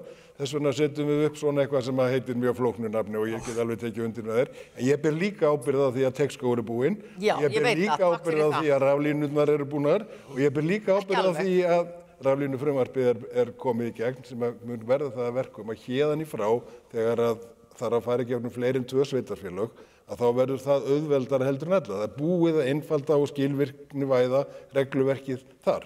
Þannig að svona auðvitað þurfum við að vinna á hverju stigi, ég er alveg sammála því og þó við ellegum eftir að finna út í hvort 1,69 séu sambarilegt og hvort það sé virkilega svona eitthvað mikill munur, þá allavega erum við sammála að það þurfa að fara í gegnum þetta verkefni og einfalda þetta og það er það sem að Samfylkingin var að tala um líka og eitt feril að þú talaði um byggingar, það er akkurat verið að búa það til af mínu frumkvæði að það var einn feril byggingarleyfa og skipulagsleyfa. Þannig að en mér langaði bara að segja örstutt sáttina því að hún skiptir svo miklu máli og við erum búin að ræða hana svo oft. Snýst hún eingöngu peninga? Nei, hún gerir það ekki. Skiptir þeir máli? Já, og það þarf að vera einhver sanngjörn skattlagning. Eru veiðigjöldin hinn fullkomnu sem í dag? Nei, þau eru það ekki. Og við sáum til dæmis hérna í skattlagningu Norðmannanna á fiskaldinu þar sem að skattleggja hagnað. Kannski ættu veiðigjöldin að vera örlítið lægri þannig að öll fyrirtæki landsins gætu lifað við þau og síðan væri þá einhver viðbótarskattur þegar að vel gengur og þá getur menn lagt betur til. Er það sanngjarnara? Hugsanlega. Við getum allavega rifist þetta en sáttin hún þarf að snúast miklu fleira. Hún þarf að snúast það að þetta sjálfbæra sem að var til við hið nýja fiskveiðistjórnarkerfi nóttina 83 þegar okkur tókst síðan að gera hana sjálfbæra umhverfislega sjálfbæra, efnahagslega sjálfbæra, en okkur tókst það ekki byggðarlega sjálfbæra. Við erum búin að vera að ströggla við það alla tíð síðan. Það er svolítið sáttavesenið sem við erum að vinna í. Ég held okkur hafi gengið betur á síðustu árum. Ég held líka að við þurfum að setja inn í stjórnarskrána okkar auðlindaákvæði. Ég held að muni skipta máli fyrir þjóðina að það standi að þjóðin eigi þessa auðlind. Ég held að skipti máli. Þannig að ég held að, og svo er hófærð, mér dettur það oft í hug, hófærð og hófsemi í nálgun og umræðu, hún mun skipta líka máli til þess að ná sátt milli ólíkra aðila. Það er rétt hjá Ólafi, það er ekki láta reiðasta fólki stjórna. Það verður aldrei sátt það. Kristján, þú að þeim við sem verðmætasköpun, þú talar líka hvar finnst þér við geta, stjórnmálin geta aukið verðmætasköpun en ekki einmitt kannski áherslan sé bara á verðmætaöflun stjórnvalda. Verðmætatöku. Ég meina, er eitthvað þannig sem þú sérð sem að þeirri tökurnar að þér og þú vilt breyta eða verður áherslan miklu frekar á þetta sem þú nefnir að taka meira til ríkisins? Nei, ég meina það er ástæða fyrir því að þegar við settum út fyrsta útspil okkar í Samfylkingunni eftir ég tók þessi formar fókusurum við á heilbrigðismálin og svo fórum við í atvinnumálin og auðlindamálin vegna þess að ég skil alveg Og sósíaldemókratar skilja alveg mikilvægi verðmætasköpunar. Við erum að tala orkuöflun og samgöngur og atvinnulífi í því samhengi. En við þurfum að skilja hvar við eigum hlutverk, skilur við. Við getum auðvitað sett inn ívilnanir og hvata ef við viljum reyna að stýra okkur í einhverja háframleiðni greinar, ef við viljum byggja á þeim auðlindagreinum sem við höfum. Ég á þeirri skoðun að við eigum að einmitt reyna að byggja á greinum eins og sjávarútvegi þar sem við erum sterk og erum með alla keðjuna og þar hefur við verið svo ofboðslega sterk í nýsköpun. Þess að þar erum við með sérstöðu og þekkingu, við erum fastari við landi en ef við erum, fyrirgefið mér að þróa ykkur svona stefnumóta app, það eitthvað sem að kjarnatengjur okkur við það og það vissulega hægt að vera með hvata og ívilnanir og alla þá þætti. En ég ætla ekki að efast getu greinarinnar til þess að standa undir því, hún hefur bara sýnt það að verðmætasköpunin hefur verið stórkostleg í þessari atvinnugrein vegna þess að þau hafa fært sig eftir keðjunni stöðugt, hvort sem í markaðssetningu eða vinnslu eða annað. En ég veit líka hvar ég og við í Samfylkingunni og stjórnmálamenn eiga að fókusa. Það eru innviðinu sem gerir greinum kleift að blómstra, það eru samgöngur, það orkuöflun, það að setja fram, já, þá hvata og ívilnana ef þú vilt fókus í ákveðnar áttir og að standa við það. En á móti kemur, þá þarftu líka bara að vera hreinskilin við fólk og ég reyna að vera hreinskilin við ykkur hér inni, hvernig ætlum við að fjármagna þetta allt saman. Og ég get alveg tekið þá línu sem hagfræðingur, við munum vaks út úr þessu, það kemur þessi kúfur á grafinu og síðan munum við nota það til þess að fjármagna þetta. En vitið þið, til þess að komast í kúfin, þá þarf start, það þarf að komast af stað. Og ég held að fólk sé líka komið nóg að því að þessi talað allt fyrir alla allstaðar fyrir ekki neitt. Og ef að við og þið sem atvinnugrein viljið sterkari innvið á þess að viljið fá aðra til þess að vera tilbúin að leggja púkið fyrir innvið uppbyggingu, þá fyrsta skrefið að gefa kost á sér og segja við erum tilbúin að ræða hækkun á veiðigjaldinu, við erum tilbúin að gera það. Ekki af því að ég með þá heilanum, heldur við vitum það allir inni og við værum að ljúga okkur ef við höldum að umræðum auðlindarendur skipti ekki máli. Hún skiptir alveg ofboðslega miklu máli. En ef við gætum komist þangað, og ég aldrei að fara að segja að ég var 100% sátt það, en pæliði í því, ef við gætum eitt meiri tíma í einmitt að tala nýsköpunina, verðmætasköpunina, getur verið stoltur af því að starfi í greininni, sem ég veit að þið eru öll hérna inni. En það þarf eitthvað að gerast. Við getum sagt bara að þetta skipta engu máli, við höldum bara áfram óbreytt og allt það. Ég ekki þannig típa, ég held að þurfi eitthvað að breytast. Þetta okkar tillögur og ég hvet ykkur bara til þess að kynna ykkur þetta. Þannig að við vitum hvar við eigum að reyna að hafa áhrif og við vitum alveg hvað við eigum að láta í friði líka. Ætlið að bæta ykkur við þetta? Ég bara, besti hvatinn held ég náttúrulega að sé minni styrkir og bara lægri skattar frekar en við getum þá allavega haldið áfram að ræða þetta út frá því ef það sátt kerfið. En mér langaði líka aðeins að bregðast við þessu nefni með hvar að Ísland geti sótt á styrkleika sínu. Af því að nú liggur fyrir að til dæmis í fiskeldinu verið að fara að búa til ofboðslega mikið af próteini, verið til nýr leið til að búa til mat. Og á næstu 40 árum, og þetta kom ágætlega fram í fyrirlestrunum Heiðar áðan, á næstu 40 árum þarf mannkynið að búa til jafn mikið af mat og það hefur gert síðan 8.000 ári. Íslendingar hafa frá því að hér var byggð fyrst unnið við þetta. Leið og við gátum siglt á milli landa, þá höfum við verið að flytja út mat. Þetta kunnum við. Við vorum ekkert frábæri að reka alþjóðlegt bankakerfi, en þetta kunnum við, þetta getum við og það gríðarlega mikilvægt fyrir okkur sem eigum ekki 1 kíló í sjó og ekkert í landeldið en einu, en við lifum samt á þessu. Og það að skapa sátt þetta og kannski líka, því að við höfum kannski rætt minna fiskeldið, að passa falli ekki sömu gryfjur með þessa nýju atvinnugrein á Íslandi og við höfum fallið því með sjávarútveginn. Við erum að greiða úr mörgum með sjávarútveginn, en núna höfum við nýja leið með nýja atvinnugrein, förum hana öðruvísi, pössum ykkur á að lenda ekki í sömu gryfjónum báðum megin við borðið. Já, Ásthildur, þú varst þarna fyrir vestan og þú hefur skoðun á þessu sem Elli að segja.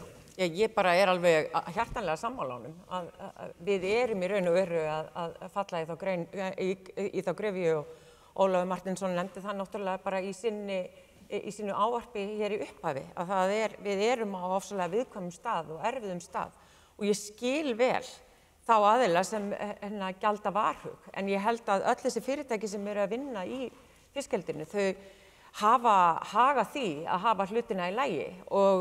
En ég held að það þurfi að vera þar eins og annars staðar bara skýr rammi og fyrirsjáanleiki fyrir fyrirtækin og þá þau samfélög sem eru að vinna í kring, eða sem eru með laxeldi eða fiskeldi sem aðal atvinnuveg í sínu samfélagi og þetta orðið náttúrulega vaxandi iðnaður bæði vestur á fjörðum og austur á fjörðum og svo náttúrulega landeldi hjá Elliða og það kannski gildi ekki alveg nákvæmlega sömu lögmál með landeldið og laxeldi í sjó. Þannig að við þurfum að koma einhverjum skynsamlegum ramma á og hafa hann skýran þannig að fólk geti fallist á það og sýnt í skilning að þetta á þessum ákveðnu stöðum og það síðan ákveðin annar hluti landsins sem lokaður. Við getum ekki verið hér að eilífu en það spurning hvort að þið séu með eitthvað sem þið hafið veit að bæta þessa umræðu í heild sinni. Við erum búin að vera að reyna að leiða saman ólík sjónarmið þó að þetta gæti alveg verið ríkisstjórnin Kristrún og Sigurður. Ég held að þau var að búa til ríkisstjórnin. Svo hlupuðu bara 100 köttur í þau leið, sko. Eins og gerist nú í þinni ríkisstjórn líka. En mér langaði kannski að bæta við að því vorum að tala verðmætasköpun að sko grunnurinn að þessu náttúrulega öflug og góð menntun og ég held að Kerecis sé eitthvað albesta dæmi það og þegar við erum með öflugt skólakerfi, hvort sem það eru leikgrunn eða framhaldsskólar eða háskólar sem útskrifa öfluga einstaklinga sem hafa þekkingu og hugvit til þess að þróa áfram og búa til verðmæti og ég gleymi ekki því ég var á einsunni á fyrirlestri í Vísi í Grindavík það sem framkvæmdastjórinn þar sagði að hann vildi á þeim tíma, þetta var árið 2011, fá 5.000 kall fyrir kílóið á þorski og það akkurat þetta. Það að við höfum þekkingu og afl og vitsmuni til þess að þróa mikil verðmæti úr sjávarfangi. Og Sigurður Ingi? Já, ég ætlaði nú fyrst og fremst að taka undir þetta að við eigum eins og ég nefndi hérna upphafi. Ég held að við getum sett okkur það bara markmið að við ætlum að tvöfalda eða þrefalda virði sjávarfangs. Við erum að standa, eða þið eruð að standa ykkur gríðarlega vel í fullnýtingu með við aðrar þjóðir. Við getum gengið lengra eins og Ásthildur segir og gert þetta miklu betra og það mikilvægt að við áttum okkur á því að það hluti af þessari dýrmætu verðmætasköpun sem einmitt tek undir með Kristrúnu, svo þetta fer nú lítið út við séum öll að verða hérna í sömu stjórninni, verðmætasköpun framtíðarinnar. En það sem mig langaði líka bara til að enda hérna á að ítreka mikilvægi samfélagana. Ásthildur hérna aðeins búin að nefna og þið hefur búin að nefna með fiskeldið fyrir vestan, hvað það hefur styrst, en bara samfélagin sem við þekkjum í sjávarplássum landsins, Vestmannaeyjar, Þorlákshöfn, Grindavík. Og hvað þessi samfélag eru dýrmæt íslenskri menningu og þar sjávarútvegurinn svolítið lykilaflið í þeim. Það megum við ekki gleyma. Það mikil verðmæti fólgin í. Einmitt, með það vera svo áfram. Ég held að við getum bara farið að slá botninn í þetta að þessu sögðu. Þakka ykkur kærlega fyrir að hlusta og ég held að við ætlum bara að fá að klappa yfir þessu ágæta fólki þetta.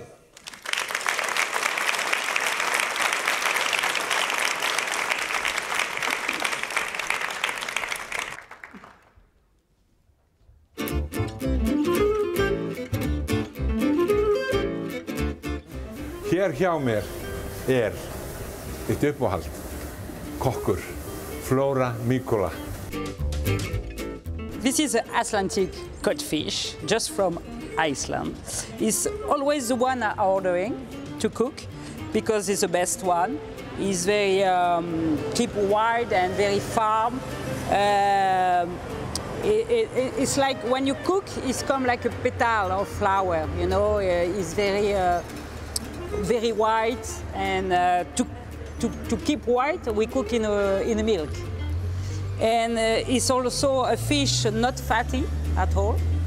It's for that today I cook with butter and mashed potatoes and cream sauce. But it can go with anything. It's what is fantastic. It can also with red wine sauce. It can be virgin olive oil. You can cook steam, you can cook fry, you can deep fry, like we do like fish and chips. we do with codfish because when you put in a flour and after in a fry, it stay together. It doesn't come like mushy. No, it's a perfect fish. Petit peu. And one thing is I'm very it's emotional for me because I'm from Nîmes, the south of France, and we have the salty codfish because the Viking came in Nîmes, came to get the salt in Camargue to put inside the codfish to make the salty codfish. And I'm from the place where we make the brandade of morue, la morue salty codfish. And for me, it's a tradition to cook the cod.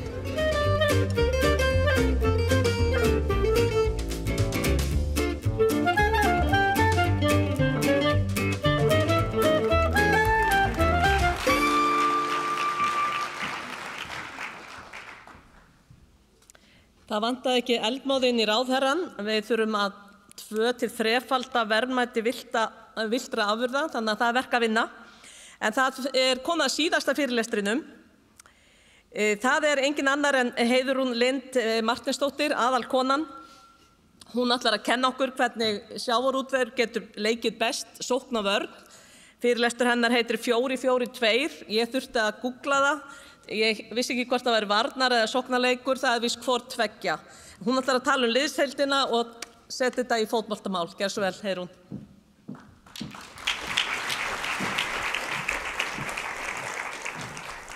Takk kærlega fyrir, ráðherra, kæru vinir, gaman að sjá okkur. Kannski smá trú nú fyrst. Það er þannig á mínu heimili að það er bara 1 fiskikóngur. Já, þessi, sem sagt. Og ef að maðurinn minn myndi standa á svona stórum fundi og segja mér að hann væri að fara að tjá sig sjávarútveg, þá myndi ég líklega halda að hann væri í manju og forsetaframboð væri kannski á næsta leiti.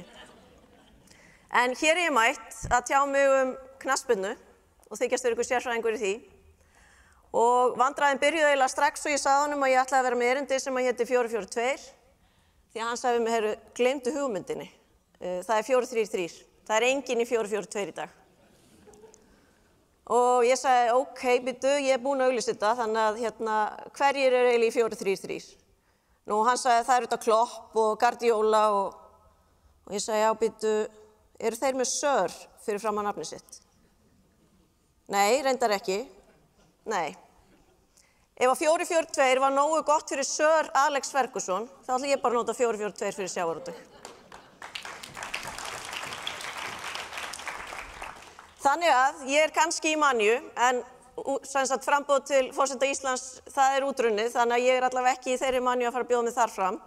En ég ætla að reyna að líka þess aðeins við fótboltann og tala kannski aðeins liðsheildina og liðið sem við erum með. Og eins og yfirskrift fundarins bendir til, best í heimi, spurningamerki. Ég held reyndar að við getum vel afmáð spurningamerkið. Við erum klárlega best í heimi þegar kemur að sjávarútvegi. En það þýðir þó þetta að maður má ekki sofna á verðinum. Þó maður vinni 1 titil, þá þýðir það ekki að maður sé að fara að vinna það næsta. Þannig að við þurfum að huga vel að liðinu og liðsheildinni. Hvaða sigurstranglega liði erum við að tefla fram? Og hér er leikskipulagið mitt, svo ég þykist nú áfram vera sérfræðingur í fótbolta. Í mínu 4-4-2 liði, að þá er þetta kerfi. Auðvitað getur fólk haft misjafnar skoðanir á því hvaða leikmenn eru þarna inni. En þetta eru svona þeir lykilleikmenn sem að ég myndi velja. Í fyrsta lagi kerfið sjálft, fiskveiðistjórnarkerfið. Og eins og komið að hér inn á, auðvitað er það stjórnmálin sem að skapa það kerfi, ramman, nýtingarstefnuna. En það má heldur ekki gleyma því, af því að það var nú talað hér áðan og ég er kannski með smá útúrdúr, að þrátt fyrir að kerfið hafi auðvitað verið jarðvegurinn fyrir verðmætasköpunina og arðinn sem orðið hefur til í sjávarútvegi, þá má heldur ekki gleyma því að það var ekki án tilkostnaðar. Og einhver þurfti að bera kostnaðina því að kerfið varð arðsamt og atvinnugreinin. Og það var atvinnugreinin sjálf. Þannig að fiskveiðistjórnarkerfið er sjálfsögðu í markinu hjá mér. Og án góðs markvarðar að þá auðvitað gerast ekki góðir hlutir. Síðan erum við með hérna vísindalegu ráðgjöf sem að þá sú ráðgjöf sem að Hafró veitir og þá í samræmi við nýtingarstefnu stjórnvalda til stuðnings þeirri stefnu. Og Hafró veitir auðvitað ráðgjöf hámarksafla sem að heimilt að veiða. Þar til hliðar í vörninni auðvitað eftirlitið og við erum með feikna gott eftirlit hér á landi, ég meina Fiskistofa, allar upplýsingar, gagnsæið og svo framvegis. Þráttur að við heyrum að sjálfsögðu gagnrýni á þetta og oft má gera betur, að þá myndi ég telja að þetta sé eitt öflugasta eftirlitskerfi í sjávarútvegi í heiminum. Og gagnsæið þannig að nánast hver sem getur farið inn á, eða allir geta farið inn á vef Fiskistofu og sé nákvæmlega hvaða skip að veiða, hvaða afla, hvenar og hvar. Síðan erum við með þarna til hliðar varanleikan og framsalið. Og ég tengi þessa tvo þætti nú reyndar mjög sterkum böndum. Vegna þess að það varanleiki aflaheimilda og þetta frjálsa framsalið sem hafa verið lykilþættir í því að búa til arðsaman sjávarútveg. Og ég minnist þess nú, og það nú stundum vitnað í skýrsluna auðlindanefndarinnar frá í kringum aldamótin sem að Jóhannes Nordal fór fyrir, reyndar mjög oft sinnis vitnað ranglega til þeirrar skýrslu og hvað var sagt í henni. En þar var að sjálfsögðu sagt að skilvirkni og arðsemi í sjávarútvegi væri öðru fremur háð þessu tvennu, varanleika aflaheimilda og frjálsu framsali. Hvers vegna? Jú, vegna þess að þá færðu atvinnugreinina, þann sem nýtir auðlindina, til að vera með langtímahugsun, að fjárfesta til langrar framtíðar, að nýta auðlindina til langrar framtíðar. Þannig að þetta eru svona varnarleikmennir hjá mér. Á miðjunni ég síðan með fjárfestinguna sem lykil þáttur í að líma þetta allt saman og láta hlutina gerast. Síðan erum við með samþættingu veiða og vinnslu sem aftur lykilatriði í því að hámarka verðmætasköpunina. Að passa upp á það að við fáum að við séum að hlusta á hvað markaðurinn að biðja hver eftirspurnin og við séum að framleiða í samræmi við það til að fá sem hæst verð. Síðan erum við að sjálfsögðu með menntun og kjaramál. Hér var þetta komið inn á við vorum að klára langa kjarasamninga, góða kjarasamninga að mínu viti fyrir alla þá sem í hlut eiga. Og það skiptir ótrúlega miklu máli. Við erum með góða sjómenn, við erum með gott fólk í fiskvinnslunum og það auðvitað ástæða þess að okkur tekst að skara fram úr. Síðan erum við með þarna í framlíðunni eru markaðsmálin og hinn samfélagslega ábyrgð sem að skipta auðvitað ótrúlega miklu máli. Markaðsmálin hið augljóslega, bara hvaða verð við fáum fyrir okkar afurðir. Og þar eins og vonandi allir hafa núna lesið í litla blaðinu okkar sem kom út í dag út af ársfundinum að þá vorum við aðeins að fjalla þetta. Það skiptir máli hvað þú ert að gera úr þeim fiski sem þú veiðir hverju sinni. Og Íslendingar hafa þar staðið Norðmönnum töluvert framar í því að hámarka verðmæti þess afla sem dreginn úr sjó, þannig að við fáum aukin útflutningsverðmæti, hærri verð fyrir okkar afurðir heldur en samkeppnisþjóðir. Og hvað samfélagslegu ábyrgðina varðar, að þá megum við aldrei gera lítið úr henni eða láta eins og það sé eitthvað hliðarverkefni. Það skiptir öllu máli í því að okkur takist að selja fisk á háttborgandi markaði og það skiptir öllu máli í því að við sýnum hérna samfélagslega ábyrgð í verki til þess að við fáum fólk til starfa í greininni. Því það vilja allir vera stoltir af því fyrirtæki sem þeir vinna hjá. Að það sé að starfa í sátt við sitt samfélag. Og þarna hefur atvinnugreinin auðvitað farið fram með góðu fordæmi og enn sem komið þrátt fyrir að nokkuð sé síðan að þá held ég að við séum eina atvinnugreinin sem að hefur stigið sameiginlega fram með stefnu í samfélagsábyrgð. Sem að við vinnum að dag frá degi í því að finna verkefni þar sem við vitum að við getum gert hlutina betur. Þannig að þetta liðaskipanin og byrjunarliði hjá mér í dag. En það eru blikur á lofti. Það eru leikmenn sem eru kannski ekki alveg leikfærir eða gætu dottið eða helst úr lestinni. Og ég set þarna gul spjöld fyrir framan þetta og þetta auðvitað kannski mikið áhyggjuefni. Þetta eru leikmenn sem við viljum alls ekki missa eða þeir séu ekki í sínu besta formi. Og af hverju setjum ég þetta á þetta tvennt akkurat núna? Jú, vegna þess að við erum til dæmis með, framkomið frumvarp sem að byggir á því sem sagt að hafa verið samráðsvinna undir heitinu auðlindin okkar. Og frumvarpið nú ekki komið fyrir þingið og það ánægjuefni að sagt að það þurfa að gera töluverðar breytingar á því áður en að það geti farið fyrir þingið. Ég held að það sé til bóta. Vegna þess að niðurstaðan kannski sú að það fátt í frumvarpinu sem hægt að eyrnamerkja á það að við séum að stíga skrefin fram á við. Að breytingar á sjávarútvegi sem að frumvarpi boðar muni verða til þess að við séum að búa til meiri verðmæti fyrir samfélagið. Í flestum tilvikum þetta jústeringar sem að hafa lítið með verðmætasköpun að gera eða það að sjávarútvegi takist að sé betur í stakk búin kannski til að keppa á erlendum mörkuðum. Þannig ég held að við verðum að staldra við þarna og það ánægjulegt að heyra það hér líka á stjórnmálamönnum að það sé kannski ekki mikill vilji til að gera breytingar á kerfinu sem slíku, engar umbyltingar. En við megum samt ekki horfa fram hjá því að stundum talað eins og einhverja breytingar séu í raun minniháttar þegar reyndin að þær eru meiriháttar. Ég ætla ekki, þó ég sé að segja þetta orð núna, ég ætla ekki að tala um gjaldtöku. Mér langaði helst ekki að nefna gjaldtöku á þessum ársfundi.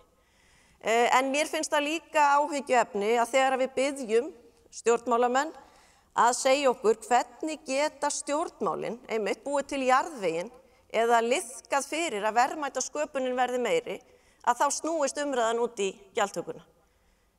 Við tökum það fyllilega á okkur að sjálfsögðu eigum við að ræða þetta. Ég meina sjávarútvegur hefur alltaf sagt það að við munum borga gjald til þjóðarinnar fyrir nýtingu á þessari auðlind. En þegar þetta verður alltaf í forgrunni að þetta sé það sem máli skiptir, þá gleymum við dálítið stærri myndinni. Til hvers eru við að þessu öllu? Síðan langaði maður að nefna hérna vísindalegu ráðgjöf og við höfum bent á það mjög lengi að það sé, skóginn kreppir í hafrannsóknum. Og við höfum setið kannski eftir þegar að kröfurnar hafa orðið sífellt meiri til þeirra vísinda sem þurfa að liggja að baki sjálfbærum veiðum. Við þurfum að þekkja vistkerfi hafsins. Við þurfum að þekkja loftslagsbreytingarnar, breytingar sem að verða í hafinu, súrnun sjávar, hlýnun sjávar, breyting hafstrauma, breyting fiskgengdar. Það eru þessi atriði sem að sitja eftir og kannski ekki, og alls ekki síður mikilvægt, þetta bara þar sem að hefur verið dregið úr sem bara vöktun nytjastofna. Það sem þarf til þess að geta búið til trúverðuga ráðgjöf með minni háttar óvissu. Og ég hef sagt það hér áður og þetta ákveðin mantra til þess að fólk skilji út á hvað þetta gengur. Minni vöktun nytjastofna þýðir meiri óvissa sem þýðir varfærnari ráðgjöf. Það þýðir að við erum ekki að nýta sjávarauðlindina og öll þau verðmæti sem þar liggja vegna þess að við erum ekki að stunda hafrannsóknir eins og krafa gert til. Og ég ætla bara að nefna Noregs sem dæmi. Noregur eru auðvitað töluvert stærri en við þegar kemur að sjávarútvegi.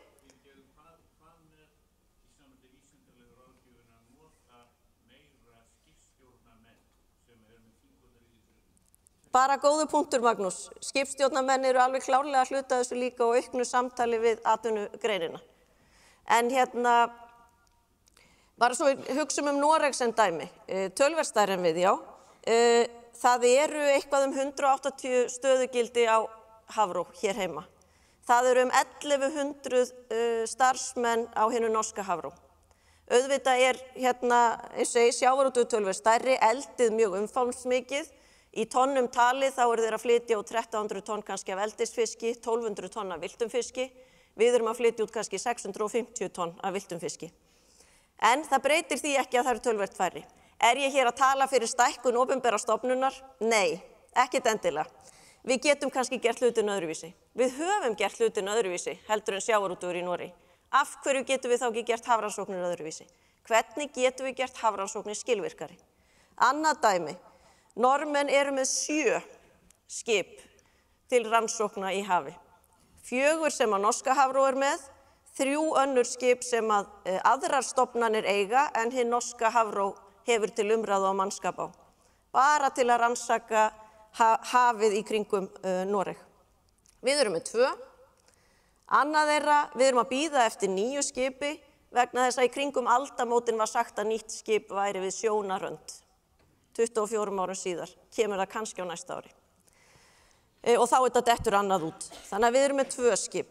Þarna verðum við aðeins að fara að setjast niður og segja hvernig gerum við þetta betur. Því að þessa leikmenn verðum við að tryggja, við verðum að tryggja að þeir séu í lagi. Ef þessi 2 leikmenn eru ekki í lagi, þá fellur allt liðið niður. Þannig að það eru sannarlega blikur á lofti og við eigum að gera aðeins betur þarna. Auðvitað mætti nefna önnur dæmi þar sem að við getum sannarlega gert meira og betur og það margt sem að atvinnugreinin líka getur tekið til sín. En mig langar líka aðeins að ræða þetta. Hvernig stemningin í klefanum? Við erum með frábært lið, en það svona eins og þið vitið hvernig þetta það þjálfari sem að getur mist klefan, þráttur að vera með frábært lið. Og hvað gerist þá? Jú, þessir frábæru leikmenn ekki að skila árangri inn á vellinu. Það nákvæmlega það sem gerist. Og aðeins til að kannski lýsa fyrir ykkur í grófum dráttum hvernig okkur líður stundum, þá erum við smá myndband.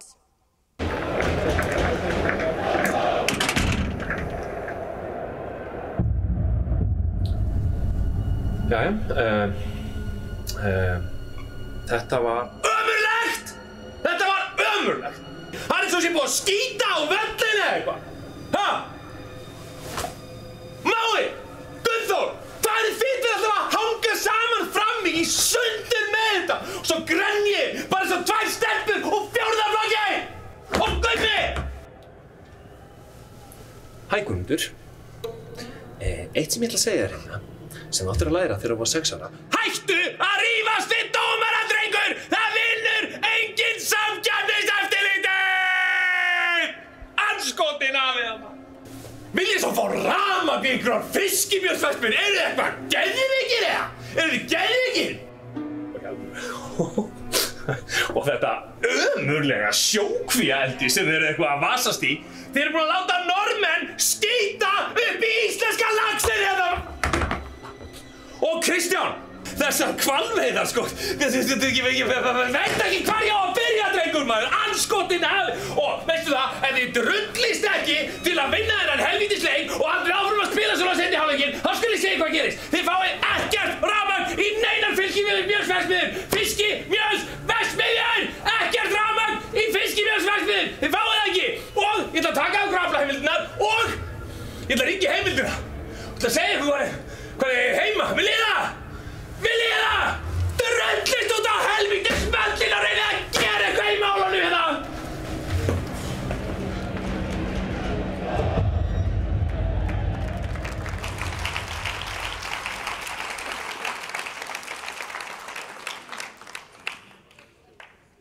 Þetta sirkabót svona. Ég ekki að segja alveg svona, sirkabót. Nei, það eins og umræðan snúist öll það sem að kannski minna máli skiptir. Ég ætla ekki að gera lítið úr umræðinni, ég ætla að gera lítið úr þeim málefnum sem við ræðum í tengslum við sjávarútveg. Og sjávarútvegur á aldrei að kveinka sér við gagnrýni. Við erum að nýta náttúruauðlindir í sameign þjóðarinnar og við verðum að sætta okkur við það að fólk hafa á því skoðun. Og sjávarútvegur hefur ekki á ekki að kveinka sig undan því. En manni líður stundum eins og við bara gleymt tilgangi leiksins. Af hverju erum við að þessu? Það nákvæmlega þetta. Þetta snýst auðvitað að skora mörk. Og hvað þýðir það í sjávarútvegi? Jú, það þýðir það að við ætlum að gera meiri verðmæti í dag en í gær. Hvers vegna? Jú, vegna þess að varanlegur útflutningsvöxtur grundvöllur sjálfbærs hagvaxtar og lífskjarabóta. Þetta ekki flóknara en það. Við þurfum að gera hlutina betur í dag en í gær, búa til meiri verðmæti. Og það var nákvæmlega þetta sem við vorum kannski að tala og höfum verið að tala undanförnum árum, að við söknum frá stjórnmálunum. Að það sé einhver stefna. Hvað ætlum við og hvað treystum við sjávarútvegi til að búa til mikil verðmæti? Hvað gerlegt að gera? Hver draumastaðan? Við höfum talað að við getum tvöfaldað útflutningsverðmæti frá sjávarútvegi og fiskeldi á næstu 10 árum. Við gætum farið úr 400 milljörðum í útflutningstekjur í 800 milljarða. En útflutningstekjur eru auðvitað ekki það eina og eini mælikvarðin og stundum kannski ekki góðu mælikvarði. Við vitum auðvitað að það einhver gjöld sem að þurfa að koma á móti tekjum. Við viljum auðvitað líka vinnsluvirðið, það sem eftir stendur þegar að kostnaður eða aðföng hafa verið dregin frá. Það verðmætin sem verða eftir í samfélaginu. Og atvinnugreinar með hátt vinnsluvirði, eins og sjávarútvegur og eins og fiskeldi, það eru hinn gullni atvinnuvegur. Við viljum auðvitað sem mest verði eftir þegar búið að taka tillit til kostnaðar. Og ekki nóg með það, við viljum meira að fara dýpra í umræðinu og hefðu viljað sjá stjórnmálin tala meira það. Hvernig aukum við þessi verðmæti og líka hvernig aukum við framleiðnina. Ég man að ég las grein eftir Konráð Guðjóns einhvern tímann hagfræðing sem að sagði að framleiðni væri svona eins og týnda miðjubarnið. Við töluðum eiginlega aldrei það. En það er auðvitað það sem öllu máli skiptir og ekki síður en bara útflutningsverðmæti eða laun og lífskjör. Framleiðnin er grundvöllur lífskjarana. Og hvað er framleiðni? Jú, framleiðnin er auðvitað bara þetta vinnsluvirðið sem eftir situr deilt á unnar vinnustundir. Hvað er hver vinnustund að búa til í verðmæti? Og þetta viljum við auka. Þarna viljum við vera. Og til að fjalla eins meira þetta og maður óskar eftir því að pólitíkin sé meira inn á þessu, að við séum saman í liði að búa til þessi verðmæti því það er þetta sem að skila sér til samfélagsins. Það er þetta sem skila sér í það að við getum verið með góða heilbrigðisþjónustu. Að við getum stutt við fólk þegar það hættir að vinna og í góð efri ár. Að við getum verið með gott menntakerfi. Þá verðum við að tryggja að það sé framleiðni í þeim atvinnuvegum sem við erum með. Og þarna ég með bara niðurstöðu úr McKinsey-skýrslu frá 2012 sem var ótrúlega góð en kannski lítið unnið með þrátt fyrir töluvert talað. En þarna niðurstaðan auðvitað sjávarútveg. Sjávarútvegurinn er besta dæmið atvinnugrein sem hefur náð mikilli framleiðni bæði vinnuafls og fjármagns með heilbrigðu regluverki og áhrifum alþjóðlegrar samkeppni og frekari framleiðniaukning sem drifin áfram af fjárfestingum og bættri tækni krefst hins vegar stöðugs og vel ígrundaðs regluverks. Þannig að það er þarna sem að samspil atvinnugreinar og stjórnvalda er svo ótrúlega mikilvægt. Við erum komin langt, við erum ekki að tala þá umbyltingar á kerfinu, en við erum samt alltaf að róta í kerfinu. Þannig að ef okkur tækist að taka aðeins sjónarhornir af því og einbeita sér að því að tvöfalda verðmætasköpun, að auka framleiðnina, þá skilja allir í hvað átt við erum að stefna. Það skilja allir mikilvægi þess fyrir hvern einasta mann sem býr á Íslandi. Og ég var nokkuð brött og ánægð þegar ég sá aðkomu stjórnvalda að kjarasamningum á almennum vinnumarkaði, ekki vegna 20 milljarða ári, heldur vegna þess að þar var talað framleiðni. Það er eiginlega bara í fyrsta skipti mjög langan tíma sem að ég hef séð stjórnvöld tala framleiðni. Það reyndar ekki þannig að það ætti að fara að keyra á það að auka framleiðni, heldur átti að stofna framleiðni ráð. Það væru sérfræðingar sem að ættu að vera til ráðgjafar hvernig stuðla megi að aukinni framleiðni sem undirstaða kaupmættar og bættra lífskjara, halleluja. Ráðið mun kortleggja þróun framleiðni og tilheyrandi tölfræði síðustu ár og eiga reglulegt samráð við aðila vinnumarkaðarins. Ég held að þessu ráði verði ákveðin vandi á höndum strax í byrjun, vegna þess að það vill svo til að Hagstofan hefur ekki hugmynd eiginlega hver framleiðni í fiskveiðum er. Hvers vegna? Jú, vegna þess að það er blandað saman við skógrækt og landbúnað. Hagstofan veit heldur ekki hvað fiskvinnsla er eða framleiðni í fiskvinnslu er, því það er hvergi til. Það eru einfaldlega ekki til upplýsingar ótrúlega mikilvægt atriði sem við þurfum að hafa til þess að geta tekið réttar ákvarðanir fram veginn. En við vonum auðvitað að þetta standi til bóta, en á meðan að þá langaði mig bara að leggja nokkur framleiðni ráð til framleiðni ráðs. Þetta er kannski ekki svo ýkja flókið. Í fyrsta lagi er hægt að auka framleiðni með því að auka magn og það eru auðvitað bættar hafrannsóknir eins og ég kom hér inn á.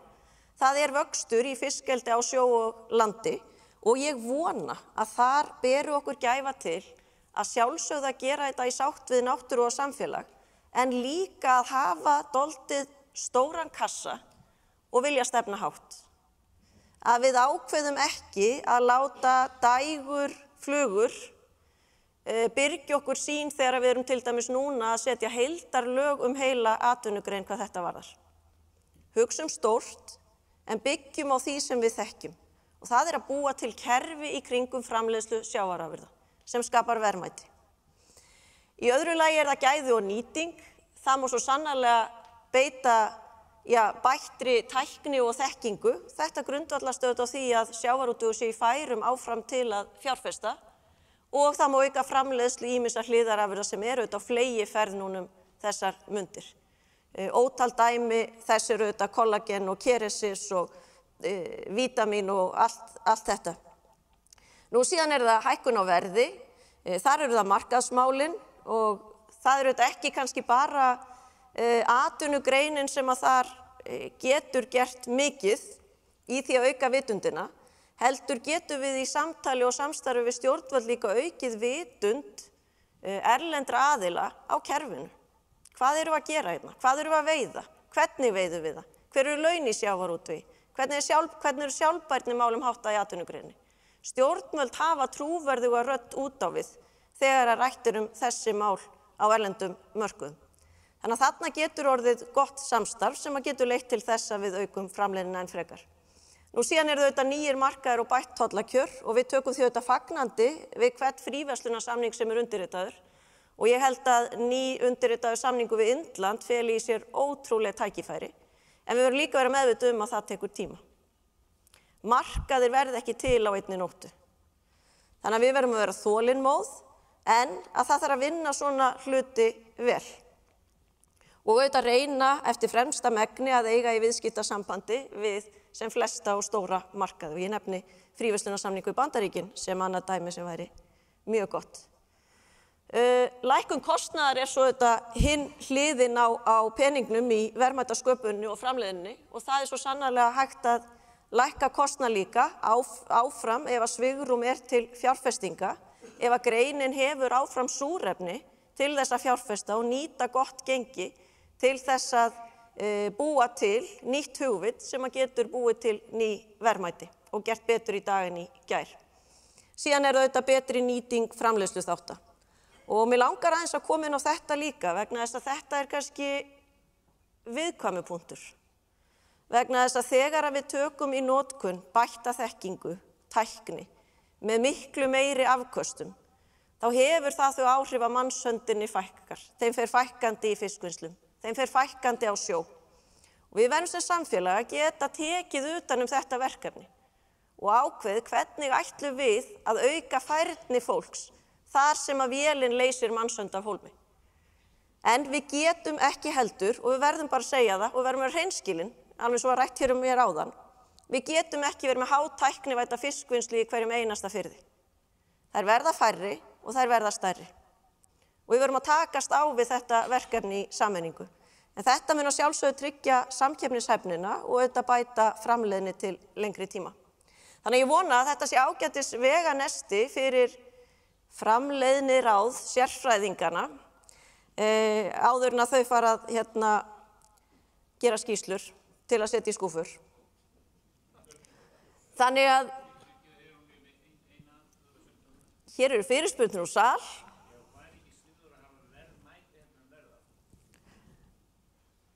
Það má alveg skoða það. Takk Magnús. Þannig að við höfum núna verið að reyna að setja fókusin á þetta. Hvert verkefnið? Hvernig vinnum við leikinn? Erum við ekki í þessu til að skora mörk? Til þess að auka verðmætin, auka framleiðnina og erum við ekki sammála það að það sé hið sameiginlega verkefni. Þannig að við séum að ganga í takt, atvinnugreinin, samfélagið og stjórnvöld. Og ég held að þannig séum við búin að búa til einhverja kannski klefastemningu sem ekki alveg toxic eins og við sýndum hérna áðan. Þannig að í mínum draumi þá gæti næsti hálfleikur orðið einhvern veginn svona.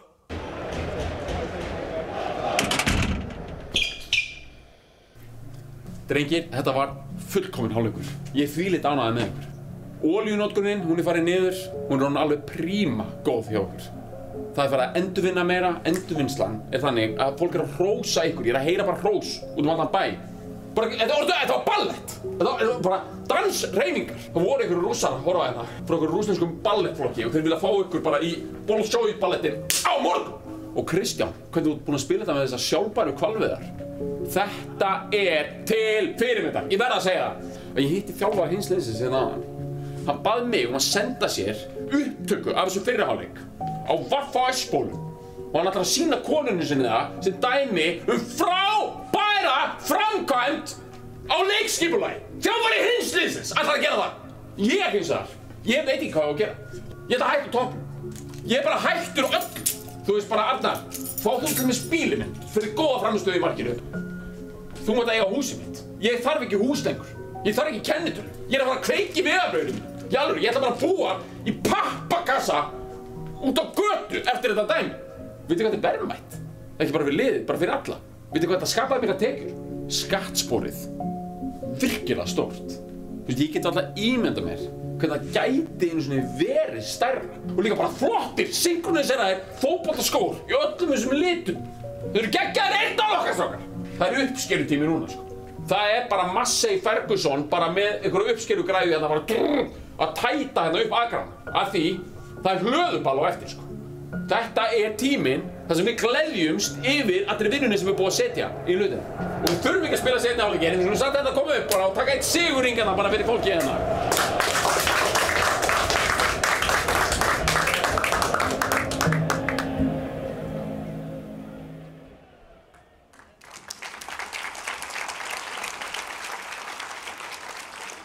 Þannig að ég segi bara að lokum, hver veit, ef okkur tekst þetta verkefni, ef við erum með samstillt lið, þá værum við kannski svona eftir 10 ár.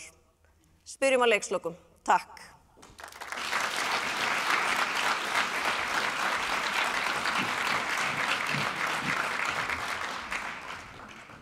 Jæja, það er komið á lokum. Aðalfréttin af þessu þingi er að ég er farin að vinna á kaffihúsi.